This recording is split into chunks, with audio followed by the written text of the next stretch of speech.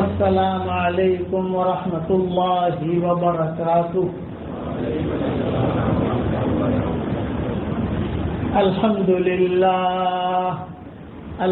للہ نحمده ونستعینه ونستغفره ونؤمن به ونتوکل علیہ ونعوذ باللہ من شرور انفسنا ومن سیئات اعمالنا ونعوذ باللہ من شرور انفسنا ومن سیئات اعمالنا من يهده الله فلا مضل له ومن يضلله فلا هادي له ونشهد أن لا إله إلا الله وحده لا شريك له ونشهد أن سيدنا ومولانا محمدا عبده ورسوله صلى الله عليه وعلى آله وأصحابه وبارك وسلم تسليما كثيرا كثيرا.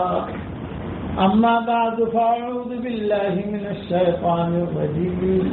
بسم الله الرحمن الرحيم. يا أيها الذين آمنوا اذكروا الله ذكرا كثيرا وسبحوه بكرة وأصيلا. هو الذي يصلي عليكم وملائكته ليخرجكم من الظلمات إلى النور وكان بالمؤمنين رحيما. تحيتهم يوم يلقونه سلام وأعد لهم أجرا كريما. يا أيها النبي إنا أرسلناك شاهدا ومبشرا ونذيرا وداعيا إلى الله بإذنه وسراجا منيرا. وبشر المؤمنين بأن لهم من الله فضلا كبيرا. ولا تطع الكافرين والمنافقين ودع أذاهم وتوكل على الله وكفى بالله وكيلا. صدق اللہ. قابل احترام بھائیو، دوستو، بزرگوں، اللہ تعالیٰ کا اپنے ہر بندے اور بندی کے ساتھ جو معاملہ ہے وہ دل کا ہے.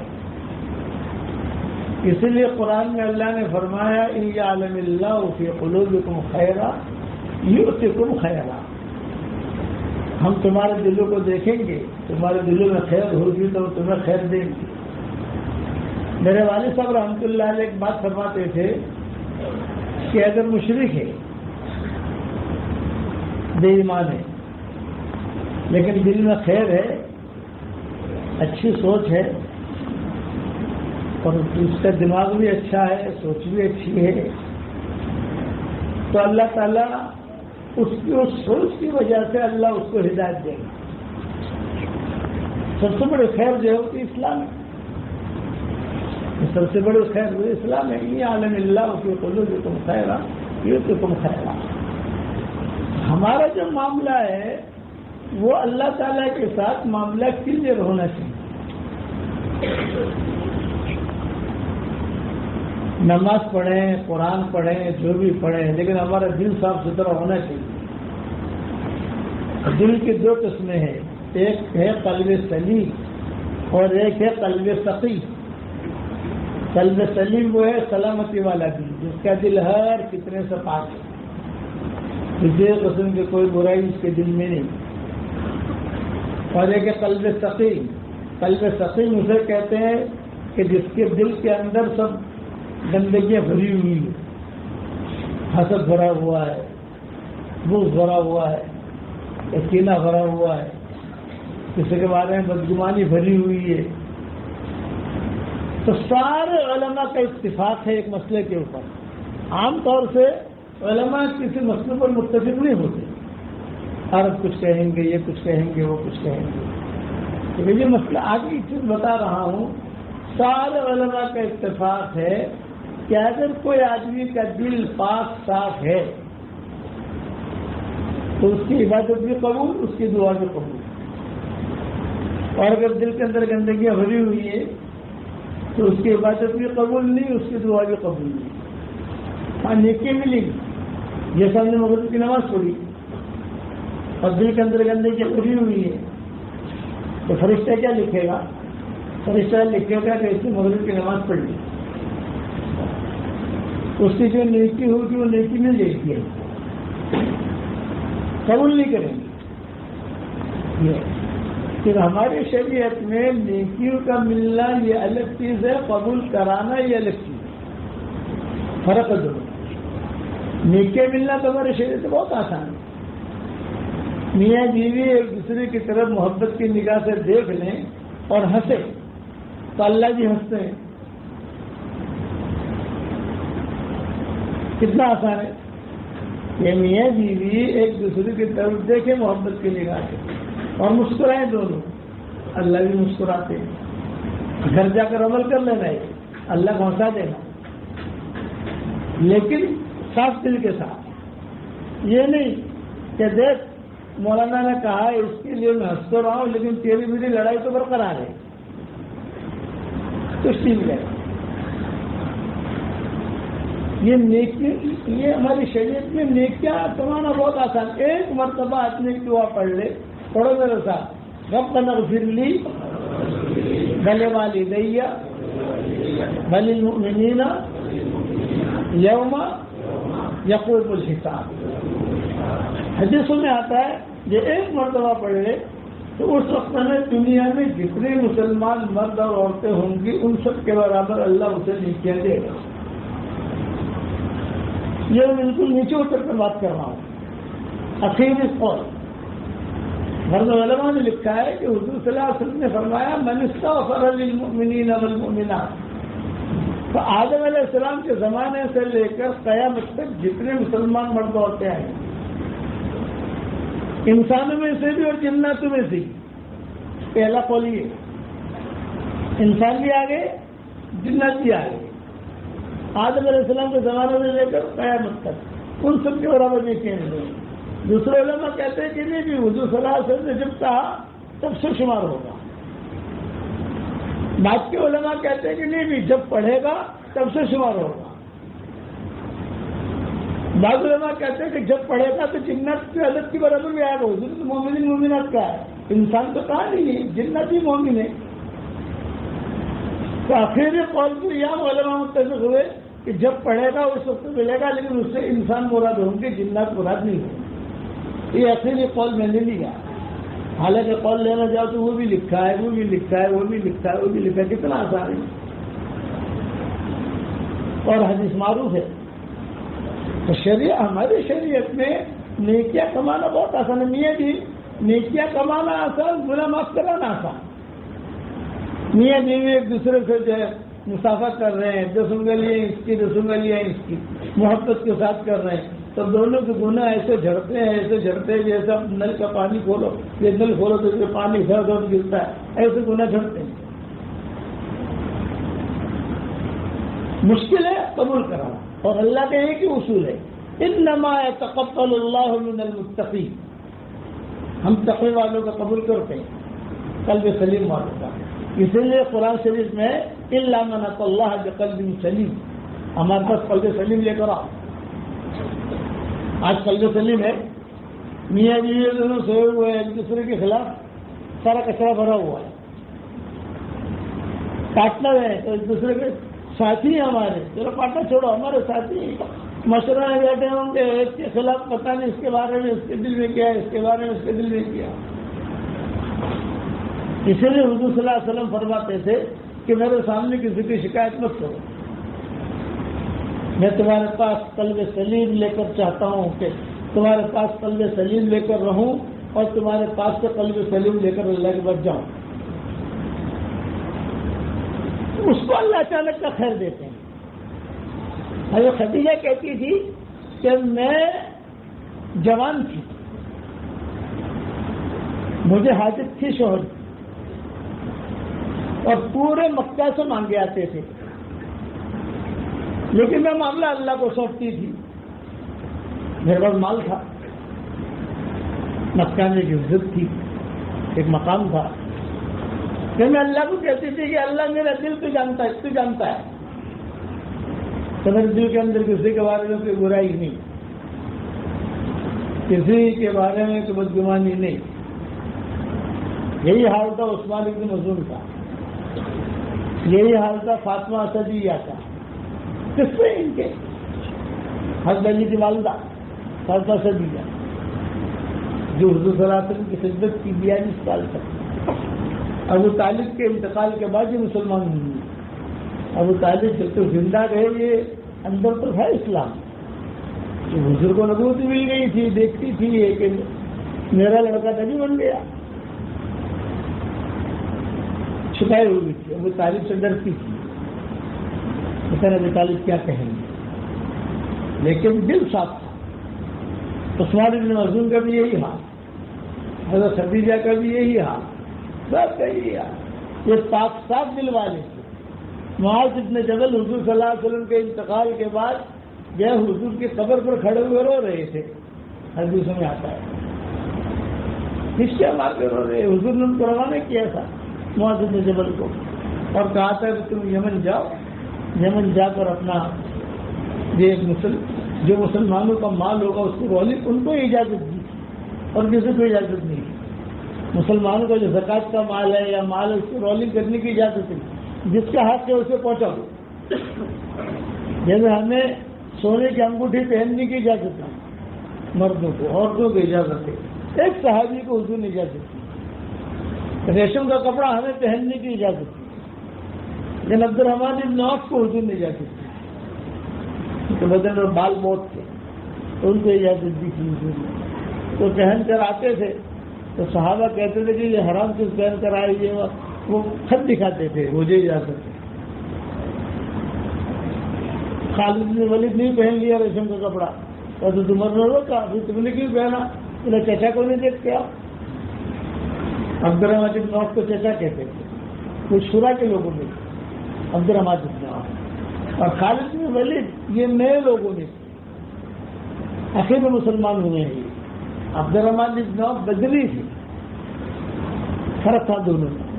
حضرت عمر کہتے ہیں ان کو تو حضور نے اجازت دی تھی اور ہم سب گواہ ہیں، تجھے اجازت نہیں دی. یہ معاملہ تھا معاذ بن جبل کا. تو حضور صلی اللہ علیہ وسلم یہ بہت خوبصورت تھے معاذ بن جبل، اور بہت مالدار تھے. جب لن تنالوا البر حتى تنفقوا مما تحبون نازل ہوئی تو انہوں نے جو ہے اپنے مال کا خزانہ منہ کھول دیا، ابھی جسے کتنا پیسے چاہیے لے جاؤ. لوگ آتے تھے لے جاتے تھے، کوئی 100 درہم، کوئی 100 دینار، یعنی سارا مال ختم ہو گیا. حضور کو پتہ نہیں، آپ صلی اللہ علیہ وسلم کو پتہ نہیں کہ اس نے یہ کیا ہے، لیکن پھر بھی لوگ آنے لگے تو لوگوں سے ادھار لے کر دینا شروع کر دیا. کہ لوگوں سے ادھار لیتے تھے، دیتے تھے لوگ ادھار، یہاں تک کہ مقروض ہو گئے. اب جب مقروض ہو گئے تو روایت میں یہ کہ مسجد میں آنے چھوڑ دیا، مسجد نبی میں نہیں آتے تھے. معاذ بن جبل اتنا بڑا آدمی، تو حضور دیکھتے تھے خیموں کے اندر میں معاذ بن جبل نظر نہیں آ رہے. صحابہ کو معلوم تھا، آپ کو معلوم نہیں تھا کہ یہ ہوا ہے. ایک صحابی نے کان میں کہا کہ ایسا ایسا مسئلہ ہوا ہے. تو قرآن کی آیت نازل ہوئی تو انہوں نے سارا جو کسی نے پوچھا نہیں. ہر چیز میں اعتدال ہے نا، اعتدال کے ساتھ آپ کرے، لیکن انہوں نے یہ کیا اور مقروض بن گئے. اب جب مقروض بن گئے تو مسجد میں آتے ہیں، جب مسجد میں آتے ہیں تو لوگ کہتے ہیں السلام علیکم، تو سامنے والا سمجھ جاتا ہے. کسی کو گلی چھڑوانی ہو تو روزانہ اس کے گھر جا کے سلام کرو پیسہ لینے کے لیے. آج سلام نہیں کر سکتے تو خالی میسج بھیج دو، فون، اس کو جھوٹ بولنا پڑے گا، سیڑ گھر میں نہیں ہے، سیڑ گھر میں نہیں ہے، جھوٹ بھی چلے گا، نہیں بھی چلے گا. یہ زندگی تو لوگ مسجد نبی میں آتے سلام کرتے، صاحب السلام علیکم، السلام علیکم. یہ بیچارے شرماتے، خوبصورت بھی تھے، مالدار بھی تھے، مقروض ہو گئے. حضور کو پتہ چلا تو حضور نے بلایا، اور حضور نے بلا کر کہا وہاں سے کیا ہوا، انہوں نے کیا کیا ہے. حضرت قرآن کی آیت نازل ہوئی تو میں نے میرا سارا مال دے دیا. بھائی یہ تو تم نے ٹھیک نہیں کیا. اچھا چلو ہم تمہیں یمن بھیجتے ہیں. حضور صلی اللہ علیہ وسلم نے خود میں یمن بھیجا ان کو، اور حضور نے فرمایا کہ تم یمن جاؤ، میری کچھ نصیحتوں کا خیال رکھنا، اپنی زبان پکڑ کے سمجھائی، چھوٹے بچوں کو سمجھا اس کی حفاظت کرنا، یہ جملہ کہا ہوا، اور تم جا رہے ہو، میری تمہاری آخری ملاقات ہے یہ، جب واپس آؤ گے تو میری قبر اوپر سے تمہارا گزر ہوگا،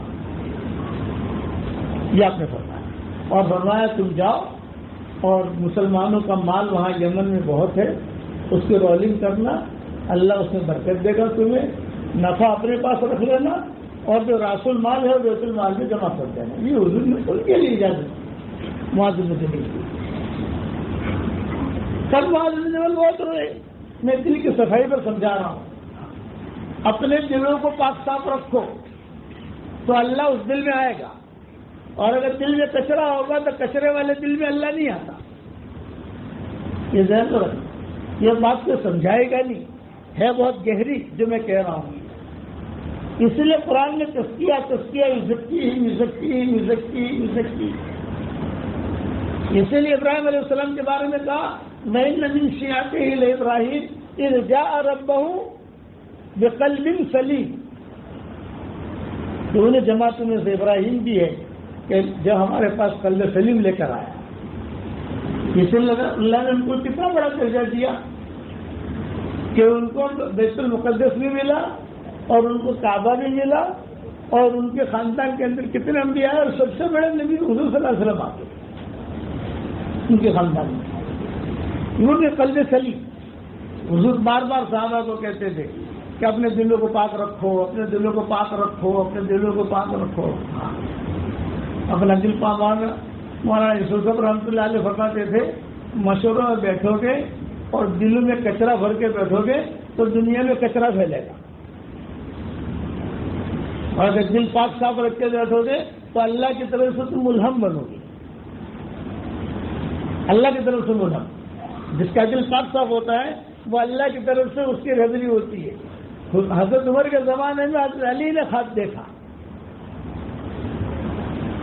دور ہے حضرت عمر کا، خواب دیکھ رہے ہیں حضرت علی، حضور کا انتقال ہو چکا ہے، حضرت بکر کا انتقال ہو چکا ہے، اور حضرت عمر نے خواب دیکھا۔ آج کل ہمارا خواب کا مضمون چل رہا ہے، ان کی یاد یہ خواب اچانک مجھے یاد آ گیا، آج کل ہمارا سبق خوابوں پر چل رہا ہے، یہ اچانک مجھے یاد آیا، کئی دنوں سے ہم نے بیان بھی نہیں کیے کہ حضرت عمر رضی اللہ کا زمانہ ہے، خواب دیکھنے والے حضرت علی، اور خواب نے دیکھا کہ حضور صلی اللہ علیہ وسلم فجر کی نماز پڑھا رہے ہیں۔ آپ نماز پڑھا کر فارغ ہوئے تو ایک لڑکی ہے کھجوریں لے کر، اور وہ کھجوریں حضور صلی اللہ علیہ وسلم کے سامنے رکھ دی کہ حضرت یہ کھجوریں لائی ہوئی مسلمانوں کے لیے ہدیہ ہے، آپ تقسیم کر دیں۔ تو حضور صلی اللہ علیہ وسلم نے وہ کھجور لی، خواب کون دیکھ رہے ہیں؟ حضرت علی۔ حضور صلی اللہ علیہ وسلم نے وہ کھجوریں لی اور کھجوریں لے کر تقسیم کرنی شروع کر دی، 1 2 3 سب کو کھجوریں دی۔ حضرت علی کہتے ہیں میری باری بھی آئی تو مجھے بھی ایک کھجور دی،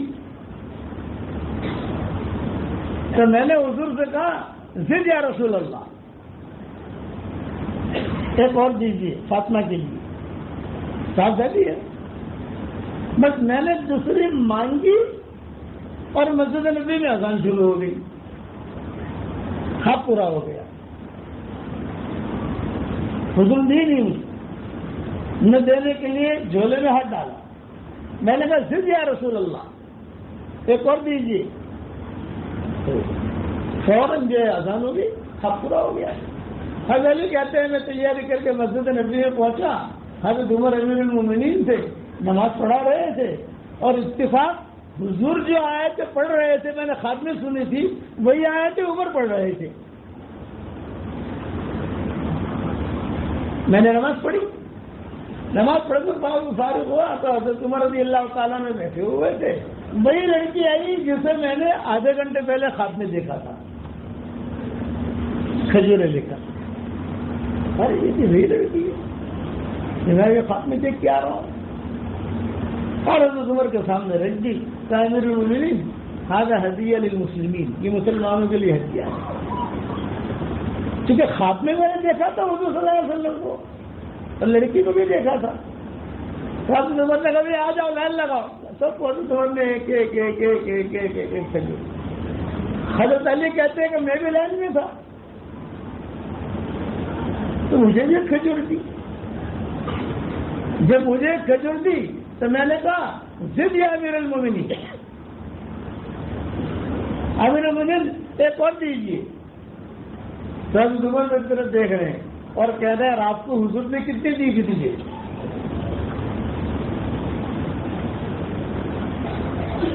حضرت عمر کیا کہہ رہے ہیں؟ علی رات کو حضور نے کتنی دی؟ حضرت علی نے کہا کہ جب حضور نے ایک دی تو میں تو کیوں دوں؟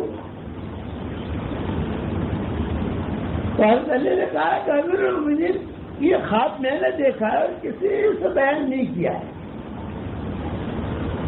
ایک ایک آدمی بیان کرے، اس کو کہے اس کو کہے. میں نے دیکھا اور میں دیکھ کر مسجد نبوی میں آیا. میں نے کسی سے حضرت فاطمہ سے تھی نہیں ہو سکتا. حضرت فاطمہ تو بہت پہلے انتقال کر گئی تھی. میں نے کسی سے بیان نہیں کیا. اور خاص طور سے خواب کے بارے میں یہ ہے کہ عورتوں کو بیان نہیں کرنا چاہیے.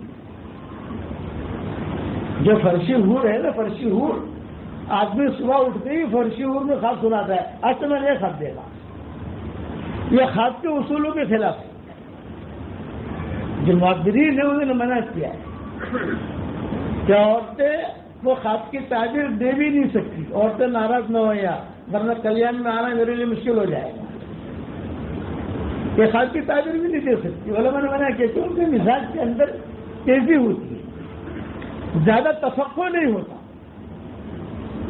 تفقع اللہ نے مردوں میں رکھا ہے، عورتوں میں بھی ہوتا ہے لیکن وہ بہت محنت کے بعد وہ تفقع وجود میں آتا ہے. بہت اس کے لیے محنت کرنی پڑتی ہے. آج ہماری بہنیں بیچاری کیا محنت کریں گی؟ شوہر کی خدمت، بچوں کی خدمت، اور بچوں کی اسکول چھوڑنے بھی عورتیں جا رہی ہیں. تو دیکھتے ہیں اسکول چھوڑنے جا رہے بیٹا کہاں جا رہی ہے؟ میں بچی کو آتے تیرا باپ کہاں ہے، تیرا شوہر کہاں ہے، تیرا بھائی کہاں ہے؟ تو دندے پر. علی نے جملہ کہا میں نے خواب دیکھا، میں نے کسی سے تذکرہ نہیں کیا. ان کے نکاح میں ہو سکتا ہے وہ ہماری ماں تھی.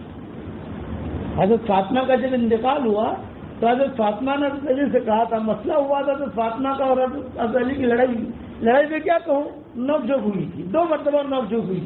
ایک تو حجۃ الوداع کے موقع پر ہوئی مکہ میں، اور ایک مدینہ میں ہوئی. حضور کے پاس حضرت فاطمہ آ گئی تھی، بہت ناراض روٹ ہوئی، چادر اور رو رہی ہے. ساری میں جمع ہوں گے. فاطمہ کی ہوا کیا؟ اندر تو آؤ. نہیں آؤں گی. بیٹا تھوڑا سا پیچھے ہو جا، کچھ تھوڑا پیچھے ہو جا. شاباش. حضور خود باہر آئے. ارے بیٹا ہوا کیا، تو کیوں ہو رہی ہے، کیا مسئلہ ہے؟ تو اندر تو آ. نہیں آؤں. مدینہ والے کہہ رہے ہیں کہ نبی جو ہے اپنی بیٹیوں کا خیال نہیں رکھتے. یہ مدینہ والے کہہ رہے ہیں تو بیٹا میں نے تیری بیٹی تیرا خیال کیا نہیں رکھا؟ آتی ہے، کھڑا ہو جاتا ہوں، احترام بٹھاتا ہوں، تیرے پیشانی کو بوسہ دیتا ہوں. فاطمہ اسے چال سمجھ جاتا ہوں کہ فاطمہ کی چال ہے. حضرت عائشہ نے بولا ہے حضرت فاطمہ بڑی ہیں، حضرت عائشہ چھوٹی ہیں عمر کے اعتبار سے، بلکہ چھوٹی نہیں بہت چھوٹی. حضرت عائشہ، حضرت فاطمہ بہت بڑی. تو چنانچہ وہ ام سلمہ آ گئی، سب آ گئی. امہات المومنین جتنی تھی ان کے 2 ٹولیاں تھیں. ایک ٹولی کی ذمہ دار حضرت عائشہ کی اور ایک ٹولی کی ذمہ دار ام سلمہ کی. اگر جو مشورہ ہو گھر کا اور دونوں عائشہ اور ام سلمہ متفق ہو جاویں تو حضور خوش ہوتے تھے، واہ واہ واہ واہ مسئلہ نمٹ گیا. اور اگر ایک نے بھی مخالفت کر دی، ایک نے بھی، سمجھ گئے نا، آپ ٹینشن میں آ جائیں گے. عائشہ نے اعتراض کر دیا یا ام سلمہ ضرور دی، ختم ہو گئی بات. یہ مسئلہ ایسا تھا کہ دونوں مائیں آ گئی اور ان کے پیچھے مجھے ان کی ٹولی بھی آ گئی. ان کے پیچھے بزرگ ٹولی بھی آ گئی، سب آ گیا، فاطمہ کو بنا رہے ہیں، فاطمہ میں اندر نہیں آؤں گی۔ تو آپ نے فرمایا بتا تو صحیح۔ تو حضرت فاطمہ نے کہا میں علی کی شکایت لے کر آئی ہوں۔ کیا شکایت ہے؟ جو شکایت تو بتاؤ۔ تو حضرت فاطمہ نے کہا علی نے کچھ دنوں سے کہنا شروع کیا ہے کہ مجھے دوسری شادی کرنی ہے اور ابو جہل کی بیٹی سے کرنی ہے۔ خاندان کی تھا نہیں، ابو جہل کی بیٹی بہت خوبصورت تھی، یہ کہہ رہے ہیں اور یہ ہے نا، اس کے علاوہ تو کچھ نہیں ہے۔ تو ہاں یہی ہے، اچھا اب تو اندر آ جاؤ۔ اندر بلایا، بٹھایا، آنسو پہنچے، ناراض نہیں ہوا کرتے، یہ تو شوہروں کی عادت ہے، نکالتے رہتے ہیں مجھے دوسری شادی کا فکر کیوں کرتی ہے۔ اس پر حضور صلی اللہ علیہ وسلم نے اعلان کیا الصلاۃ جامعہ، الصلاۃ جامعہ، الصلاۃ جامعہ، آؤ بھی نماز نماز، یعنی ایک تو اذان کے لیے اذان دے کر بلاتے تھے اور ایک پہ خاص مشورہ ہو تو الصلاۃ جامعہ کہہ کر پکارتے ہیں۔ تو الصلاۃ جامعہ بھی مدینہ منورہ میں اب تک چل رہا ہے، صلاۃ استسقاء ہو، صلاۃ کسوف ہو، تو الصلاۃ جامعہ، الصلاۃ جامعہ یہ اعلان کرتے ہیں۔ یہ حضور کے زمانے سے لے کر اب تک چلا آ رہا ہے، چھوڑا نہیں ہے مدینہ والوں نے۔ حضور نے کہا الصلاۃ جامعہ، آ جاؤ آ جاؤ، سب آ گئے۔ حضرت علی نے بھی سنا، وہ تو گھر پر تھے، یہ پتہ نہیں تھا کہ میری شکایت ہوئی ہے وہاں۔ حضرت علی بھی آ گئے وہاں۔ حضور صلی اللہ علیہ وسلم نے تو فاطمہ کے فضائل بیان، فاطمہ بدعۃ منی، جس نے فاطمہ کو تکلیف دی اس نے مجھے تکلیف دی، سیدۃ النساء اہل الجنہ، ساری جنت کی عورتوں کے سردار نے یہ وہ ساری فضیلتیں وہاں بیان کی۔ حضرت علی بیٹھے ہوئے تھے، حضرت علی سمجھ گئے کہ فاطمہ نے آ کر شکایت کی۔ اب معاملہ حضور نے فاطمہ کی بہت فضائل بیان کی، حضرت علی گھر پر آ گئے، حضرت فاطمہ بھی اپنے گھر پر آ گئی۔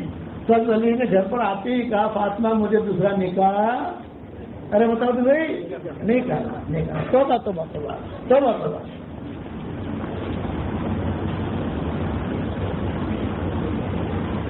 اس پر تو فاطمہ نے کہا تھا کہ میرے حیاتی مت کرنے میں جب مروں گی تمہاری منگنی کر کے جاؤں گی۔ چنانچہ فاطمہ کا جب انتقال کا وقت قریب آیا تو انہوں نے ام سلمہ کو بلایا، حضرت عائشہ جی تھی تو ام سلمہ کی ذرا معمر تھی، ام سلمہ کی تھی معمر تھی، تو حضرت ام سلمہ کو بلایا، کہا کہ امی میں جا رہی ہوں اور میرے لیے یہ کر دینا یہ کر دینا یہ کر دینا۔ حضرت عائشہ بھی آئی، کہ فاطمہ بہت بخار ہو رہا، گھر کا کام ہم کر لیتی ہیں، میں نے جیسے تیاری کر لی ہے، میرے والد ہاتھ میں آئے تھے اور کہا تھا فلاں دن تو میرے پاس آئے گی، شہری جو ہے وہ علی کے دسترخوان پر کرنا اور افطاری میرے دسترخوان پر کرنا، یہ مجھے کہہ گئے۔ حضرت علی بھی آئے اور کہا میں اب جا رہی ہوں، میں نے وعدہ کیا تھا کہ تمہاری منگنی کر کے جاؤں گی، آپ کی منگنی میں نے کر دی فلاں عورت بتایا جی، یہ ان کے نکاح میں تھی۔ حضرت عمر کا جو قصہ ہوا وہی جو ہے ان کے نکاح میں تھی۔ بس ایک شرط ہے کہ تم اس سے نکاح کرنا، اچھی لڑکی ہے، بہت دیندار ہے، سلیقے والی ہے، سمجھدار ہے، اور میری ایک شرط یہ ہے کہ ایک رات اس کے لیے اور ایک رات حسن حسین کی وصیت کی حضرت فاطمہ نے اپنے انتقال میں۔ ایک تو یہاں یہ معاملہ غصے ہوئی تھی اور ایک حجۃ الوداع کے موقع پر غصے ہوئی تھی، وہ لمبا قصہ ہے، بعد میں کبھی آئیں گے تو سنائیں گے انشاءاللہ، یہ دوسرے مضمون رہ جائیں گے ہمارے۔ مکہ میں غصہ ہوئی، یوں کر کر آپ ناراض کیوں ہوتے ہیں مجھ پر؟ آپ ناراض کیوں ہوتے ہیں؟ آپ کو میں اگر ایسا لگ رہا تو حضور سے جا کر پوچھو، مجھ سے نہیں۔ سارا مجمع دھنگ رہ گیا، لمبا قصہ ہے، حجۃ الوداع کا میں نے بیان کر چکا ہوں، شاید یہ سفر بھی کیا ہے ہم نے کہیں مولود پور میں آپ کو سن۔ تو حضرت علی کے نکاح میں یہ تھی، حضرت فاطمہ کو تو پہلے انتقال ہو چکا تھا، تو حضرت علی ایک ہی بات کہہ رہے ہیں کہ ہمیں بھی میرے لیے خواب میں نے دیکھا ہے، میرے علاوہ کسی نے دیکھا ہے، اور کسی کو میں نے کہا بھی نہیں، تذکرہ بھی نہیں کیا، تو آپ کو جیسے پتہ چلا؟ تو حضرت عمر نے ایک ہی بات کہی، وَمَن يُؤْمِن بِاللَّهِ يَهْدِ قَلْبَهُ، جس کا دل صاف ہوتا ہے، حقیقت ایمان ہوتا ہے، اللہ اس کے دل کی دنیا کی رہبری کرتا ہے۔ یہ کہ مجھے الہام اللہ کی طرف سے ہوا، حالانکہ تمہارا مکان وہاں ہے، میرا مکان یہاں ہے، میں اپنی دنیا میں ہوں، تم اپنی دنیا میں ہو، وَمَن يُؤْمِن بِاللَّهِ يَهْدِ قَلْبَهُ۔ ہمیشہ یاد رکھنا، جس کا دل صاف ہوگا وہ کامیاب ہو گیا، اور جس کے دل میں کچرا ہوا وہ ناکام ہوا۔ حضرت خدیجہ کہتی تھی میرا دل بالکل پاک صاف، معاذ بن جبل کہتے تھے میرا دل بالکل پاک صاف۔ تو معاذ بن جبل کا قصہ سنا رہا تھا میں، حضور نے کہا کہ معاذ تم جاؤ، تم کو اجازت ہے۔ معاذ بن جبل گئے اور یہاں حضور کا انتقال ہو گیا،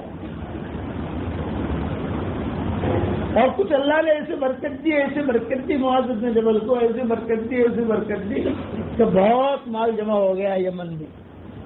تو راس المال جو تھا وہ تو جمع کر دیا بیت المال میں، اور یہ سارا کے سارا مال لے کر حج کے لیے پہنچے مینا میں۔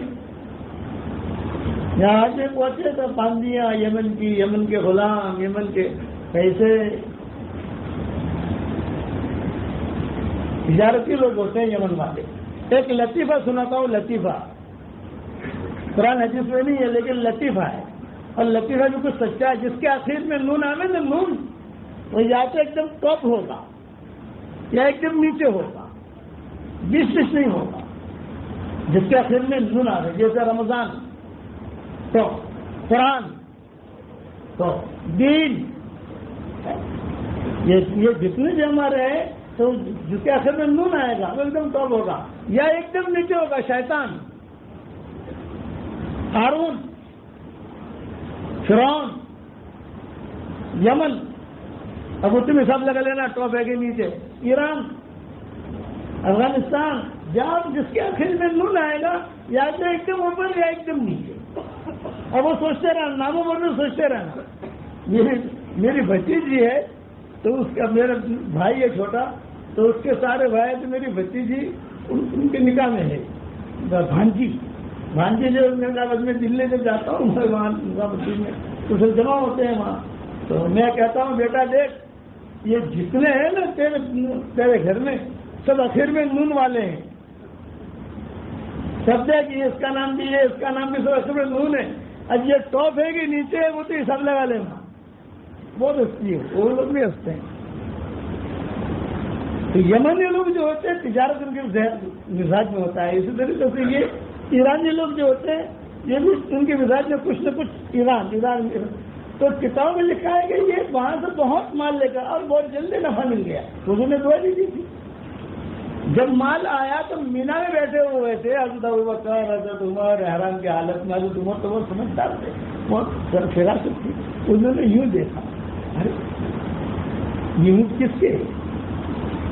معاذ بن جبل، اور یہ باندھ دیا معاذ بن جبل، اچھا، اور یہ غلام معاذ بن جبل۔ حضرت عمر نے حضرت ابوبکر سے کہا کہ حضرت یہ تو فوراً جا کر بہت مال لے کر آیا ہے،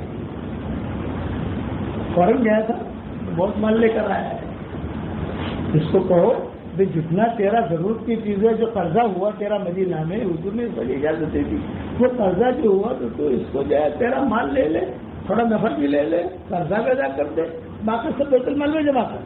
یہ حضرت عمر نے صدیق اکبر سے کہا، صدیق اکبر نے کہا میں نہیں کہوں، حضور نے اس کے دیا تھا، سب کے سامنے کہا تھا، ہم کون روکنے والے، یہ ہم کون روکنے والے، میں نہیں کہوں۔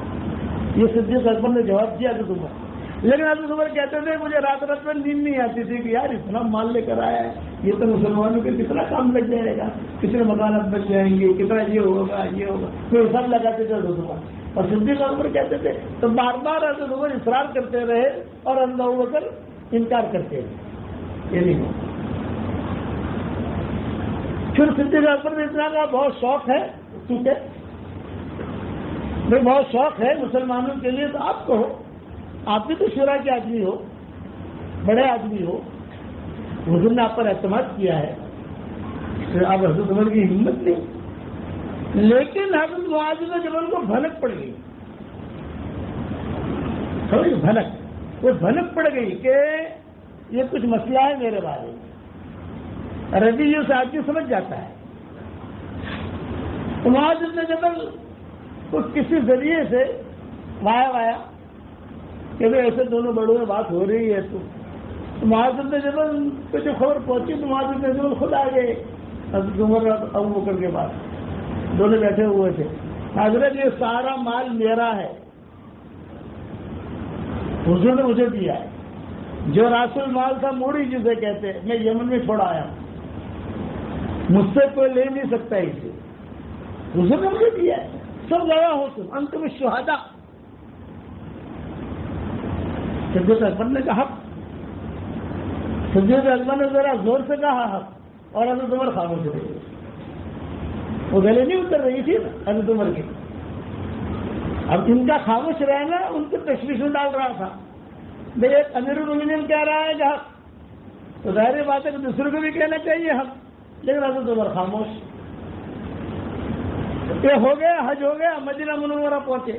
جب مدینہ منورہ پہنچے تو معاذ بن جبل کو حضور نے کہا تھا میرے قبر کے اوپر سے گزر ہوگا. تو قبر کے قریب جا کر ہچکیاں مار کے معاذ بن جبل رو رہے ہیں، کھڑے کھڑے رو رہے ہیں، روتے ہی جا رہے ہیں. تو حضرت عمر نے عبداللہ ابن عمر سے کہا بھائی میرا اور اس کا معاملہ چل رہا ہے وہ مال کے سلسلے میں، کہیں میرے لیے کوئی بددعا تو نہیں کر رہا ہے یہ وہاں جا کر؟ ذرا پوچھو جاتا. اور کوئی لو لپٹ نہیں، کتنا پوچھو کہ ابا نے بھیجا ہے، آپ کیوں رو رہے تھے؟ بات پوچھو. عبداللہ ابن عمر گئے اور کہا کہ میرے والد نے بھیجا، اگر وہ رو کیوں رہے؟ تو معاذ بن جبل نے کہا بھائی ایک حدیث مجھے رلا گئی جو میں نے حضور کو سنی. کون سی حدیث؟ تو معاذ بن جبل نے اپنے انداز میں رات کے اندر معاذ بن جبل نے روتے ہوئے حدیث سنائی. ان اللہ یحب الابرار الاتقیاء الاخفیاء ان غابوا لم يفتقدوا بین حضروا لم يعرفوا قلوبهم مصابيح الهدى يخرجون من كل غبراء مظلم. کہ اللہ تعالیٰ ایسے بھلے لوگوں کو پسند کرتا ہے جو بھلے ہوں، متقی ہوں، چھپے ہوئے. اگر مجمع میں نہ آوے تو کوئی انہیں ڈھونڈے نہیں، مجمع میں آوے تو کوئی انہیں پہچانے نہیں. قلوبهم، یہ دل کی صفائی. قلوبهم مصابیح الہدی، ان کے دل جو ہے ہدایت کے چراغ ہیں. یخرجون من کل غبراء مسلمہ، ہر قسم کے فتنوں سے محفوظ رہیں گے. یہ حدیث میں نے حضور سے سنی تھی، یہ حدیث مجھے رلا دی. حضرت عمر کو خوشی ہو گئی، میرے پہ شکایت نہیں. لیکن پھر معاذ بن جبل نے خواب دیکھا کہ بہت بڑا سمندر ہے، میں ڈوب رہا ہوں اور حضرت عمر رسی ڈال کر مجھے بچا رہے ہیں. ایک خواب یہ دیکھا. دوسرا خواب یہ دیکھا کہ بہت بڑا سمندر ہے، وہ بہت بڑا پہاڑ ہے، میں اپنے آپ کو اوپر سے نیچے گرا رہا ہوں اور حضرت عمر جو ہے پیچھے سے پکڑ کر مجھے بچا رہے ہیں. دو خواب ہوتے ہیں. تیسرا خواب یہ دیکھا بہت بڑی آگ ہے، اس آگ کے اندر میں اپنے آپ کو ڈالنے کی کوشش کر رہا ہوں اور حضرت عمر پیچھے سے بھاگے بھاگے آ کر مجھے بچا رہے ہیں. یہ تین خواب دیکھے 3 راتوں میں. تو معاذ بن جبل جو ہے وہ سمجھ گئے کہ ربانی اشارہ ہے. تو دونوں بزرگ بیٹھے ہوئے تھے، ابو بکر اور عمر دونوں بیٹھے ہوئے تھے. اور معاذ بن جبل آئے اور معاذ بن جبل نے کہا کہ حضرت 3 راتوں سے میں نے یہ خواب دیکھا، یہ ابو بکر سے کہا یہ خواب دیکھا، یہ خواب دیکھا، پھر یہ خواب دیکھا. تو میرے ذہن میں یہ بات آ رہی ہے جتنا مال میں لایا ہوں یمن سے، جب مقروض ہوا تھا وہ تو میرا آدھا ہو گیا، سب مدینہ والوں کو دے دیا. مجھے ضرورت ہے، جو ضرورت ہے وہ میں نے رکھ لیا. پھر بھی مال بہت ہے، میں نے باہر ساری اٹھنیاں، سارے باندیاں، سارے غلام کھڑے رکھے ہیں، یہ میں بیت المال میں دینا چاہتا ہوں. یہ معاذ بن جبل نے کہا. حضرت عمر نے ان کے رنگ بڑی جھپ ماری. خواب دیکھنے کے بعد عمر کی بات سمجھ میں آئی؟ یا جو عمر نے کہا ابو بکر کے سامنے، خواب دیکھنے کے بعد عمر کی بات سمجھ میں آئی؟ کاش کے خواب دیکھنے سے پہلے سمجھ لیتا۔ ابو بکر تھے۔ ابو بکر نے کہا بھائی یہ مال جو تم لائے ہو ہم نہیں لیں گے، اس کو فیصلہ تو وہ کریں گے نا، تو جو فیصلہ کریں گے امیر ہو وہ نہیں لیں گے، وہ آپ کو ہدیہ ہے۔ حضرت عمر نے کہا کیوں نہیں لیں گے، دے رہا ہے نہیں، حضور نے دیا، حضور کے بعد کا پھر کیا؟ تو حضور نے جو فیصلہ کیا تھا اس کا کیا، یہ بتاؤ۔ حضرت معاذ بن جبل تھے، انہوں نے کہا کہ حضرت دیکھیے اگر آپ نہیں لوگے تو مدینے والے میں تقسیم کر دوں گا۔ حضرت عمر نے کہا کہ حضرت کچھ بھی کر کے یہ لے لو، ہمیں بیت المال کے لیے اپنے یعنی مسلمانوں کے کاموں کے لیے ہمیں ضرورت ہے، فلاں جگہ غزوہ چل رہا ہے، فلاں جگہ غزوہ چل رہا ہے، فلاں جگہ غزوہ چل رہا ہے۔ صدیق اکبر کے زمانے میں تو ہو رہے تھے نا دائیں بائیں، وہاں ہم یہ اونٹ وغیرہ بھیجیں گے، وہاں یہ باندیاں بھیجیں گے، یا وہاں کو جو غلام بھیجیں گے، سب جم کے یہ لوگ۔ صدیق اکبر نے کہا کہ نہیں، میں میرا بھی قبول نہیں کرتا، حضور کے بات کہہ کے۔ پھر وہاں سے جبل نے کہا کہ حضرت آپ ایک کام کیجئے، آپ جو ہے آپ لے لیجئے، کم سے کم لے تو لو تاکہ میں خواب کی بچ تو جاؤں۔ تو حضرت ابوبکر نے مال سارا لیا، باہر جا کر قبضہ کیا جو ترتیب ہوتی ہے، اور پھر کہا کہ دیکھو میں نے قبضہ کر لیا، میں امیر المومنین ہوں، مجھے اختیار ہے اس میں تغیر کا، جو کرنا چاہوں کروں۔ اب تو میں نے لے لیا مسلمانوں کے لیے، اب یہ سارا مال میں معاذ بن جبل کو ہدیہ کر رہا ہوں، واپس کیا۔ تو معاذ بن جبل نے کہا آپ نے ہدیہ کر دیا، میں نے قبول کر لیا، اب یہ سارا مال بیت المال میں دے رہا ہوں، مجھے اختیار ہو گیا، سارا مال بیت المال میں جمع کر دیا۔ ایسے دل والے تھے۔ آج تو 4 جوتیاں بھی کوئی چھوڑتا نہیں ہے۔ میں نے 4 جوتیاں غلط کہا، 5 جوتیاں بھی نہیں چھوڑتا۔ ایک جوتی 2 کا تو برابر ہے، لیکن ایک جوتی تھوڑی نہیں کر رہے، یہ بھی کام آ جائے گی، لیکن اس کا جوڑ مل جائے گا۔ وہاں یہ حال تھا۔ حالانکہ اتنا بڑا آدمی تھا معاذ بن جبل، ان کی قبر پر آپ جاؤ، جہاں آج کل یہ معاملہ چل رہے ہیں اردن وغیرہ کے، وہیں پر ان کی قبر ہے، اردن کے کنارے پر معاذ بن جبل کی۔ وہاں ایک بوڑھا بیٹھا ہوا 90 سال کا، زیتون تھا رہا تو زیتون، سلام پڑھنے کے لیے گئے، خوشبو۔ کتنے سال ہوئے معاذ بن جبل کے انتقال ہوئے، تعاون میں انتقال ہوا تھا ان کا، بہت خوشبو۔ تو بڑے نیاز سے کہا یہ خوشبو اتنی، چادر میں کسی نے ایک چادر میں رکھی ہوئی تھی، یہ چادر میں خوشبو کسی نے ڈالی ہے، تو اس نے غصے میں آ کر وہ چادر جو ہے یہ لپٹی اور لپڑ کر دوسرے باہر پھینکی۔ اب خوشبو آ رہی نہیں آ رہی بھی آ رہی۔ اس نے کہا میری عمر 15 سال کی تھی تب سے میں یہاں بیٹھتا ہوں، اور تب سے میں خوشبو سن رہا ہوں، اللہ تعالیٰ نے اتنی خوشبو رکھی ہے۔ کتنا بڑا آدمی معاذ بن جبل، دونوں بیویوں کا ایک ساتھ انتقال، 2 بیویاں تھیں، ایک ساتھ انتقال ہوا معاذ بن جبل کے دونوں بیویوں کا۔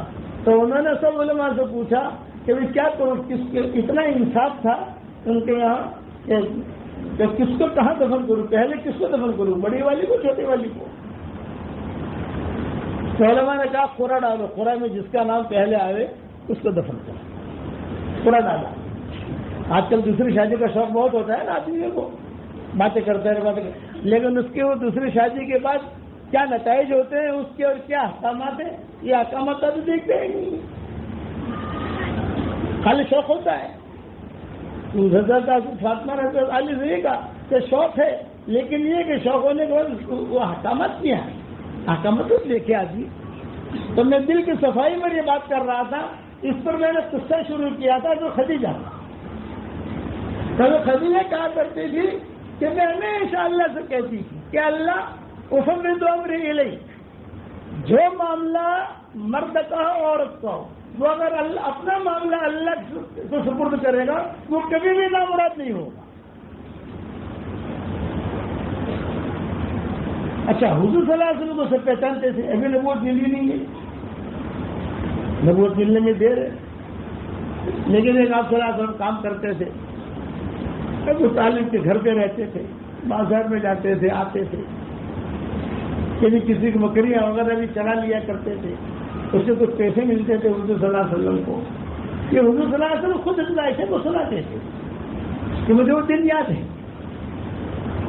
ایک مرتبہ ابو طالب نے اور یہ فاطمہ اسدیہ نے جو ابو طالب کی اہلیہ تھی، دونوں نے بٹھا کر حضور صلی اللہ علیہ وسلم سے کہا کہ دیکھو محمد، تمہاری عمر 23 سال کی ہو گئی، اب وہ دھندا بندہ کرو، گھر میں پیسہ نہیں ہے، خرچہ. تو آپ نے بھولے پن میں جواب دیا، جس طرح کا دھندا کرنا تو مجھے آتا نہیں ہے، البتہ اگر کہیں لکڑیاں کاٹنی ہو یا اونٹ چرانے ہو تو میں چلا جاؤں گا. تو کچھ میرے سب تو اونٹ چرائے، اور آپ اونٹ کیسے چراتے تھے؟ ایک سیٹھیا تھا تو اس سے کہتے تھے کہ میں تیرے اونٹ میں چڑھاؤں گا، کتنا پیسہ لے گا، کتنا پیسہ؟ ٹھیک ہے، تو پیسے وہ دے دیتے سیٹھیا. تو آپ اعلان کرتے مکہ میں پیسے تو مجھے نہیں ہے، لیکن کوئی بیوائی ہوتی، کوئی فقیر ہوتے، بھی تمہارے بھی اونٹ پہ تو ساتھ تمہارے بھی چلا لوں گا، تمہارے فری ہو جائے گا، پیسہ تو ایسے مل جائے گا. یہ اخلاق.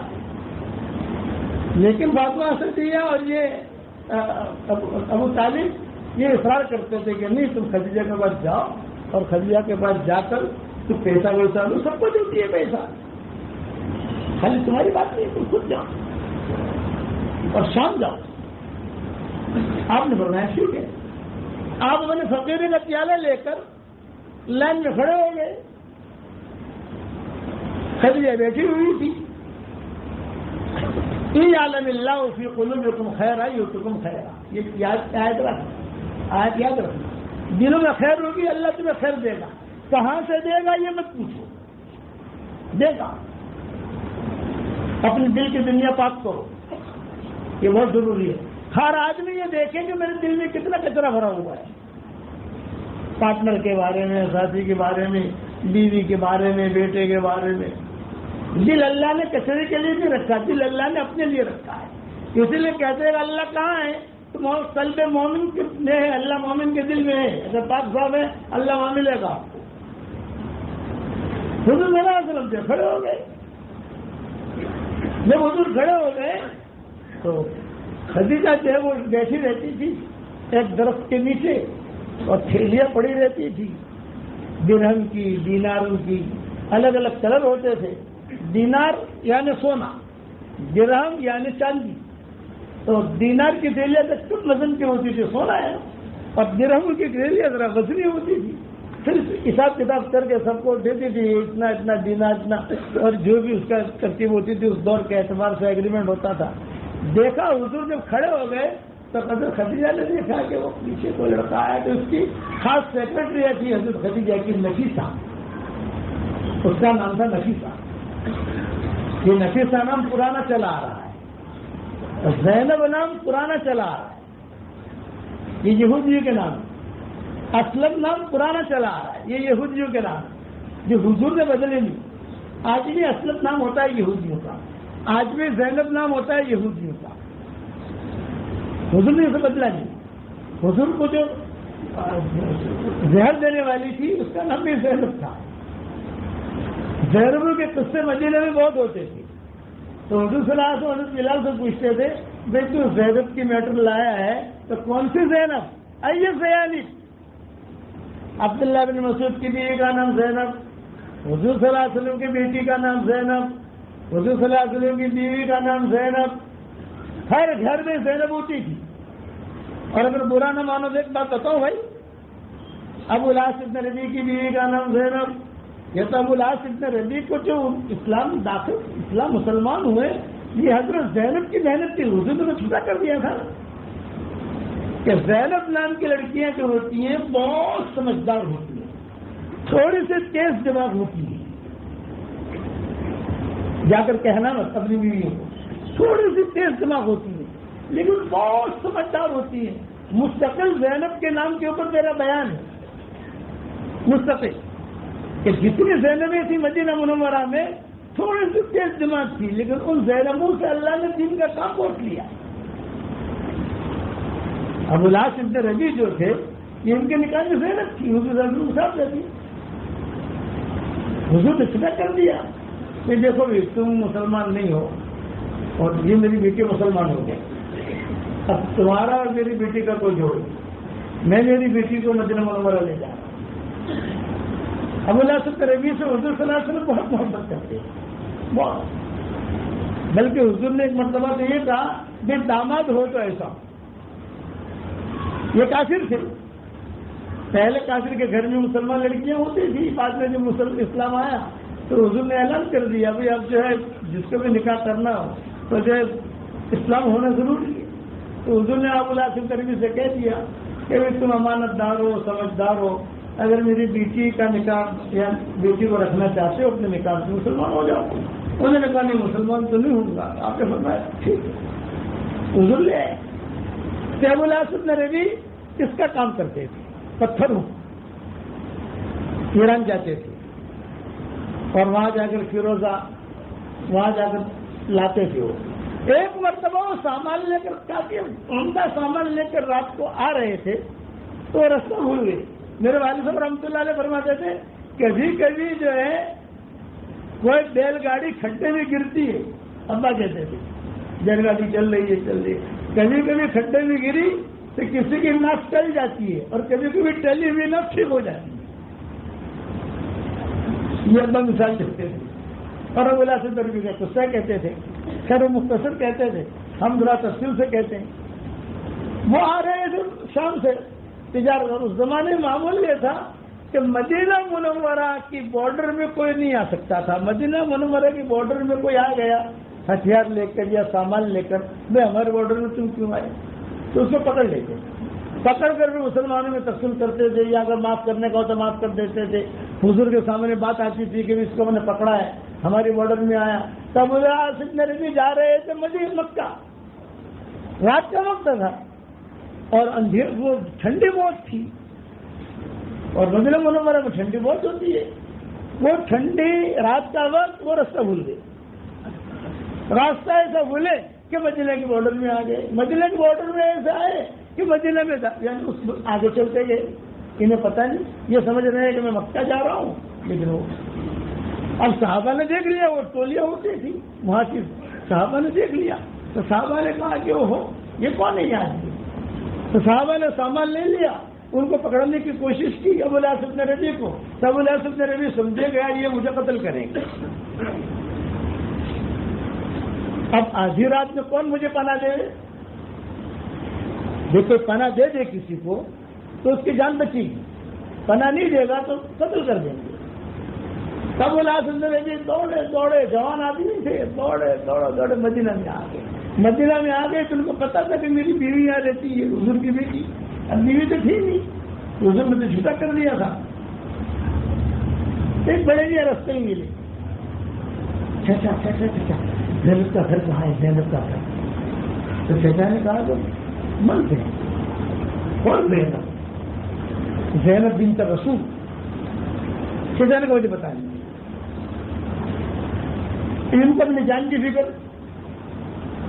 اور وہ صحابہ جو کہ پیچھے جن نے مان لیا تھا وہ ڈھونڈ رہے تھے ان کو کہ کہاں ملے کہاں ملے، لیکن یہ اپنا حلیہ بدل کر بھاگ رہے، ادھر بھاگ رہے ادھر بھاگ رہے. پھر کوئی ملا راستے میں، ہے بھائی وہ میری جان کا مسئلہ ہے، وہ زینب کا گھر کہاں ہے؟ زینب بنت رسول.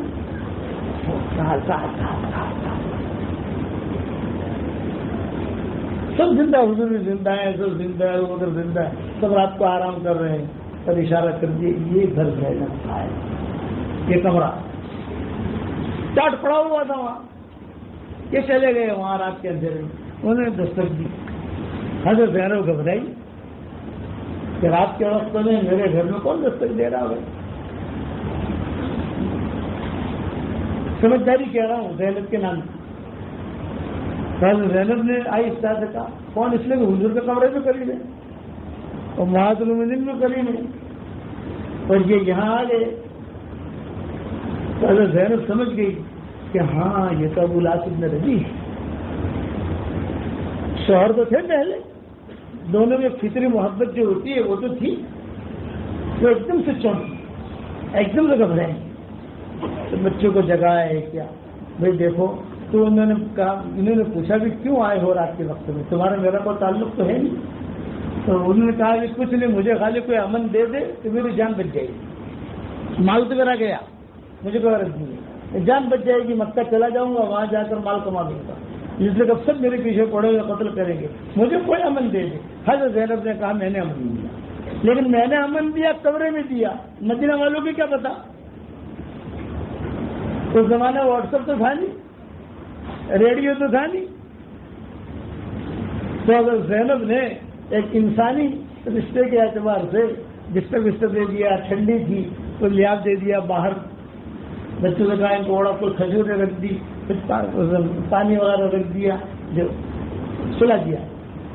اور یہاں تہجد کی اذان مسجد نبوی میں، ہمارے ملک میں تہجد کی اذان کا رواج نہیں ہے، مکہ میں ہے، مدینہ میں ہے، ملیشیا میں ہے، انڈونیشیا میں ہے، اللہ کرے ہمارے یہاں بھی شروع ہو جائیں گے، لیکن مولوی لوگوں کو سمجھ میں آئے تب نا، تو مسئلے کھڑے ہوتے ہیں، ایک بیچارہ کہے گا دوسرا منع کرے گا، یہ مسئلہ ہوتا ہے، جو سارے متفق ہوں اس سے بات قابو میں آئے۔ اس کی صحیح صاحب کہتے تھے کہ یہ ہمارے مولوی کو سمجھ میں نہیں آئے گی، یہ جب مریں گے تو سمجھ میں آئے گی، اس کی صحیح صاحب وہ تو تھوڑا کھلا بولتے تھے نا سبق کے اندر، وہ کہہ رہے تھے جب مریں گے تو سمجھ میں آئے گی۔ بہت یہ حدیث سے جب آتی تھی جس کی اذان کی بخاری میں، ترمذی میں، تو اس کی صحیح صاحب رحمۃ اللہ علیہ بہت کھول کر بیان کرتے ہیں، ارے دیکھو مکہ میں روزانہ ہوتی ہے، ارے دیکھو مدینہ میں روزانہ ہوتی ہے، ارے دیکھو فلاں ملک میں روزانہ ہوتی ہے۔ وہ اختلافات ہیں علماء کے، وہ اپنی جگہ ہے، یہ اذان ہو گئی سب مسجد نبوی میں، حضرت زینب بھی مسجد نبوی، عورتوں کا چبوترا ہوتا تھا، یہ صفہ ہے، یہ عورتوں کا چبوترا تھا، یہیں پر عورتیں نماز پڑھتی تھی فجر کی۔ حضور صلی اللہ علیہ وسلم نے فجر کی نماز پڑھائی، حضور کو کچھ پتہ ہی نہیں کیا ہوا ہے، حضور نے جو کہا السلام علیکم ورحمۃ اللہ، السلام علیکم ورحمۃ اللہ، جہاں حضور نے سلام پھیرا تو حضرت زینب جو ہے وہ عورتوں کو چبوترے پر کھڑی ہوگی اور کہا مسلمانوں سنو، یہ نہیں کہا ابا سنو، لیکن ہر مسلمان کو پتہ چلنا چاہیے نا، مسلمانوں سنو، ابو العاص بن ربیعہ، یہ نہیں کہا میرے شوہر ابو العاص بن ربیعہ ہے، شوہر تو ہے نہیں، ابو العاص بن ربیعہ آئے ہیں، رات کو مسلمانوں نے ان کا مال لے لیا ہے اور وہ کہتے تھے کہ مجھے اپنا جان کا خطرہ ہے، کوئی مجھے امن دے دے، میں نے ان کو امن دیا ہے، کوئی انہیں قتل نہ کرے، والسلام علیکم، یہ کہہ کر حضرت زینب بیٹھ گئی، یعنی اعلان ہو گیا۔